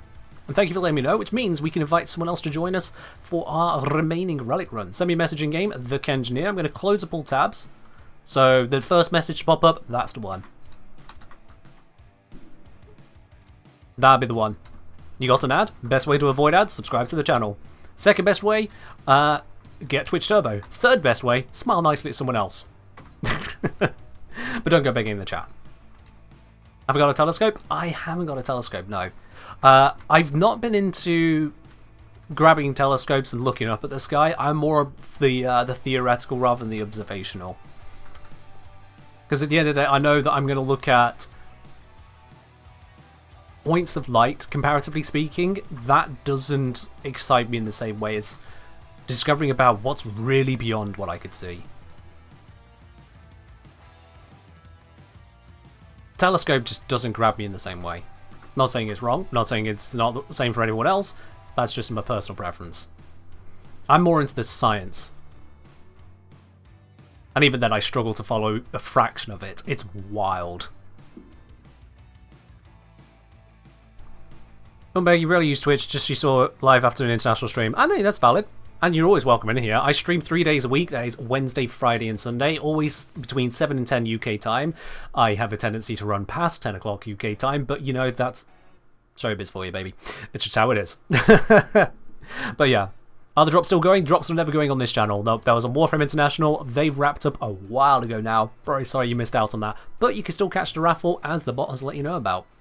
Exclamation mark raffle for more details on that. Or exclamation mark ticket to just grab a ticket, if you already know what the raffle is. I'm really saying many of the stars in the night sky may not actually exist anymore. Due to the speed of light, some stars are millions if not billions of light years away, which means they could have died, gone supernova or collapsed into a black hole. We wouldn't even know because light from them hasn't had time to reach us yet. You know what, I want to go into a crazy point on that. I want to go into a really crazy point that doesn't really get covered in schools. At least it wasn't covered in UK schooling, the schooling I went through, despite the fact that I have an A level in physics. I was studying physics right up until I went to university. One thing they never really covered, and this music doesn't really fit it, so I'm going to switch that. Let's switch to something ambient. There. Here's something wild for you to think about. The night sky is pretty much black. Even in the most dramatic of spacey scenes, if they're remotely trying to be realistic, you'll notice just how black it is out there. There are some shiny points and bits and pieces here or there. Some of them you question, what are we actually looking at? But by and large, it's black out there. And then you have to ask yourself the question, well, hang on, why is it? Because if you think about it, when you're looking at black in the night sky, when you are looking at a complete absence of colour being registered on your retina, what you are seeing then is literally the lack of light. Which leads then to a possible query about the universe. If the universe itself is infinite, I know that's a big if, but run with it. This is what doesn't really seem to get covered as much. If the universe were infinite, then no matter how far you go, statistically, you will have to then be looking in the direction of something. But clearly, most of what we look at isn't something. The sky is not an average grey. It's not an average bright. The sky is on average black. So either there is a whole lot of things blocking the light, or the light is not coming from an infinite distance. One of the explanations of that is where we get part of the evidence in support of, not proof, but evidence in support of the Big Bang Theory. That the universe has not been around for an infinite amount of time, that there is a limit to it all, everything came from that point, and more to it is expanding so quickly that the light cannot keep reaching us. There are things out there, we observe this to this day, astronomers do, they observe things are on their way out of vision. That if you extend over geological timescales, there are parts of the night sky vanishing. Not because they're dying or exploding or being swallowed up by something else. Not because they're being covered by dust clouds. They're simply getting too far away. But they are slipping out of their light ever reaching us. That the space between us and them is expanding so quickly, we never get to see anything more of them. The only light we see up to that point is what was already transmitted so long ago. The rest of it's just never going to get here. Universe expanding beyond the speed of light? Yes. It is. Because the universe isn't going anywhere. It's that there is more space, to my limited understanding, more space existing.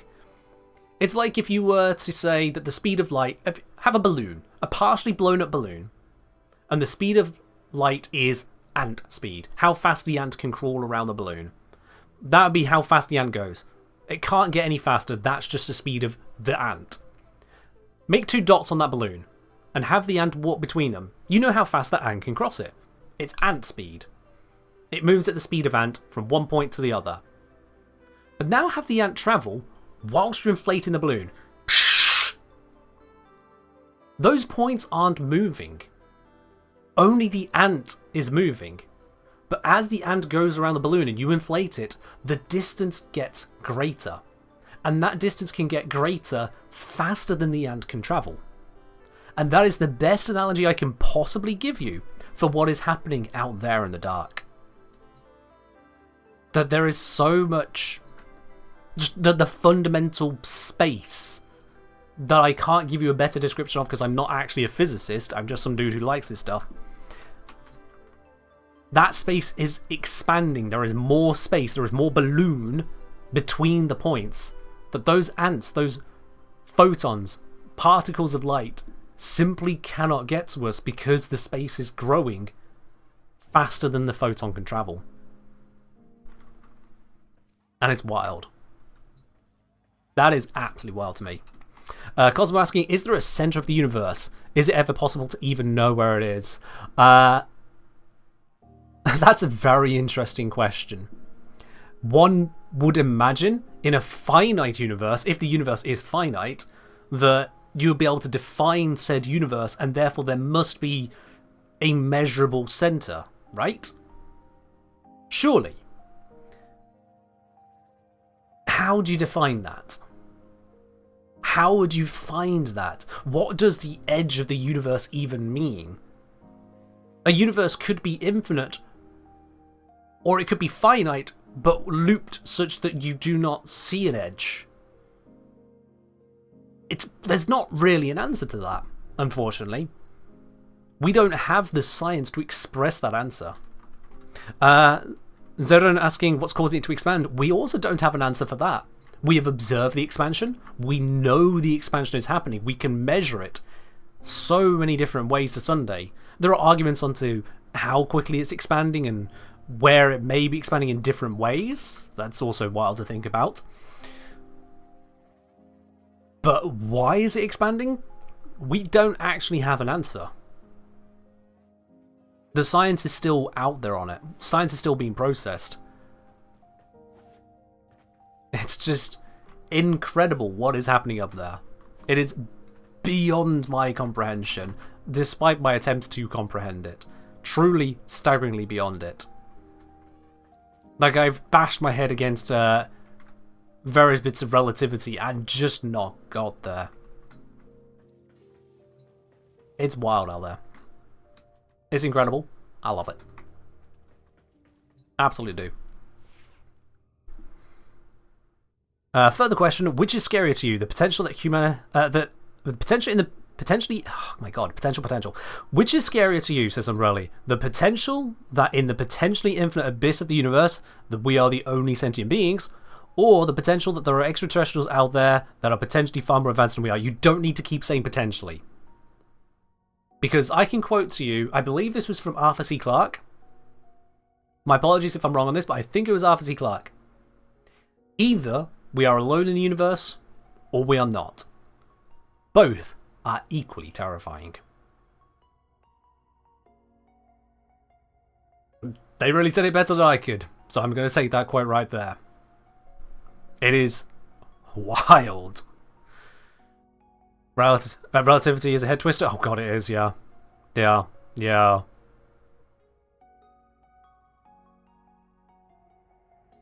Space and all of its connotations and implications are absolutely insane. Sorry, came here and speed join. Actually, we are overtime. You even sent an overtime moon there. So I'm going to have to say no on that one. We are going to have to wrap it up. Didn't actually get that last run in. It's fine.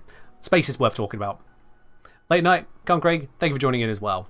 Enjoy the looty bits we got. Now, chat, don't go anywhere just yet. We have still got the raffle to draw. If you haven't already grabbed yourself a ticket, exclamation mark ticket in the chat for a chance to win the Platinum giveaway. We're doing that draw in the next few moments. Doesn't matter what platform you're on. You could be on PC, PlayStation, Switch, Xbox. I guess also mobile. I actually haven't double checked on that, but I guess, yeah, even mobile is also an option. Whatever platform you're on, you can get in with a chance to win it. Grab yourself a ticket. If you already have a ticket, it'll tell you too many tickets. That's because you already have a ticket. You only get one. One ticket. Everyone. Doesn't matter if you're a subscriber, VIP, moderator even. Everyone only gets one. And only if you ask for it. What's up, C. Clark? Thank you, Andrew, for checking. If anyone loves sci-fi, or wants to love sci-fi, the top two authors I would recommend to you every single day of the week, Arthur C. Clarke and Isaac Asimov. Absolute beasts in the sci-fi genre. They really know how to write proper sci-fi. Respectable, solid, entertaining sci-fi. Not saying that there's others that aren't.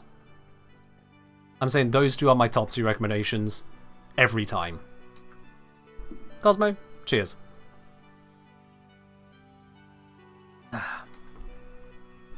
Alright then, I think that's about enough time for people to grab some tickets. If you haven't already grabbed one, probably you just didn't want one at this point. So let's close up the entries there.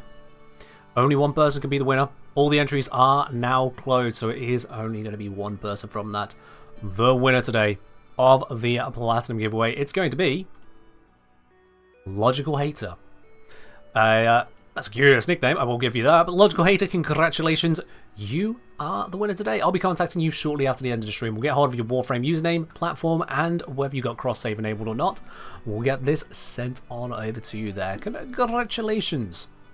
To everyone else, thank you once again for joining in. I do hope you have enjoyed a rather varied stream today. We've had a look at Mesa, we've had a look at Topaz shards, we've talked emotes, and we've talked space whilst cracking relics. Honestly, that's exactly my kind of stream. I'll do that any damn time I want to. Right. But don't be going anywhere again, because we are going to be raiding on over to another part of the Warframe community. And I don't know who we can go raid over to today. Let's see. Who is live that we would want to raid to? That is always the question when it comes to these things. We know it won't be Kodoma, because Kodoma is not streaming right now. They raided us.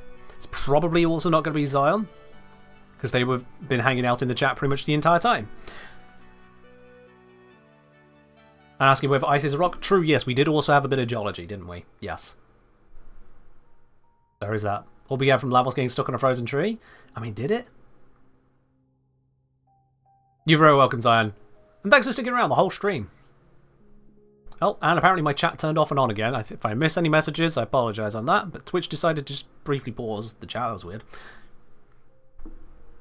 Alright, let's see. So, yeah, we could go to Gaz, we could go Dinos, we could go Keizo, Rory. We've been to Dinos a few times recently. Want to mix it up a bit. Want to mix it up. Twitch did that to you too? Yeah. Twitch just breaks at times, doesn't it?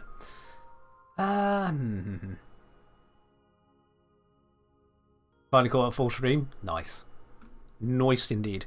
You know what? We've broken our minds thinking about space. Let's break someone else's mind. And I don't mean going in with the space facts, although if they ask for them, you're welcome to offer them. But let's break someone's mind who's not expecting. How many of us are here right now? 245 people, so probably about 200 people, to descend upon them. Let's scroll down the list a bit. Scrolly, scrolly, scrolly, scrolly. Whose mind do I deign to break today? Let's find someone who is absolutely not prepared for a raid of this magnitude. Because it's always fun to do that, isn't it? It's always fun to do that. Right, now for this I'm going to mute up the audio, at least from the stream side. You'll just hear me because I want to make sure they're not streaming anything utterly inappropriate before we head on over. Let's see. That is the wrong game in the wrong category, my dude. Yep, we're not raiding to that one.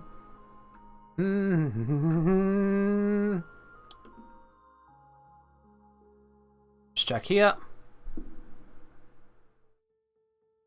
Well, it would help if they actually had the game open. Right, nope, we'll go to someone else then. This is always a trouble. Gotta find someone. Greenberry's got 7 viewers at the moment. Let me scroll to 7. Scrolly, scrolly, scrolly, scrolly, scrolly, scrolly, scrolly, scrolly. I do not see them in that section. Oh, wait, there we are. Let's have a quick look there. Green Bear. Oh, look at that, they're using Mesa. Sure, let's do it. Oh, I just got hit with a 1.5 minute advert. Wow, okay, chat, I'm not going to raid us just yet, because if I raid you right now, you're going to get a 1.5 minute advert.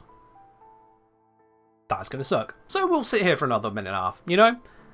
We can literally dodge the ads that way, unless ads happen on this channel, in which case, whoops. Let's get past that advert, then we can try and break someone's mind. Because it just doesn't land the same if we jump into an advert ourselves, you know? That would just suck.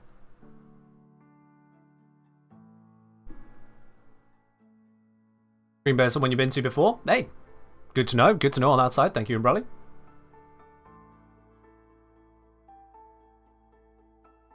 Things stable, copying brain, MRI, match, routine checkup. Hopefully all goes well for you. I won't dwell on the details, but hopefully it all goes well. And taking the bullet for all of us. Hey, I've just got it muted on that side. It's just muted on that screen, playing in the background. It's even partially obscured by my microphone. I don't have to worry about it. Do we have a raid message?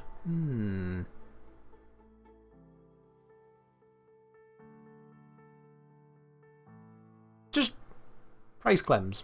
We'll see. Does this person know about our Lord and Saviour, God of RNG, Clem?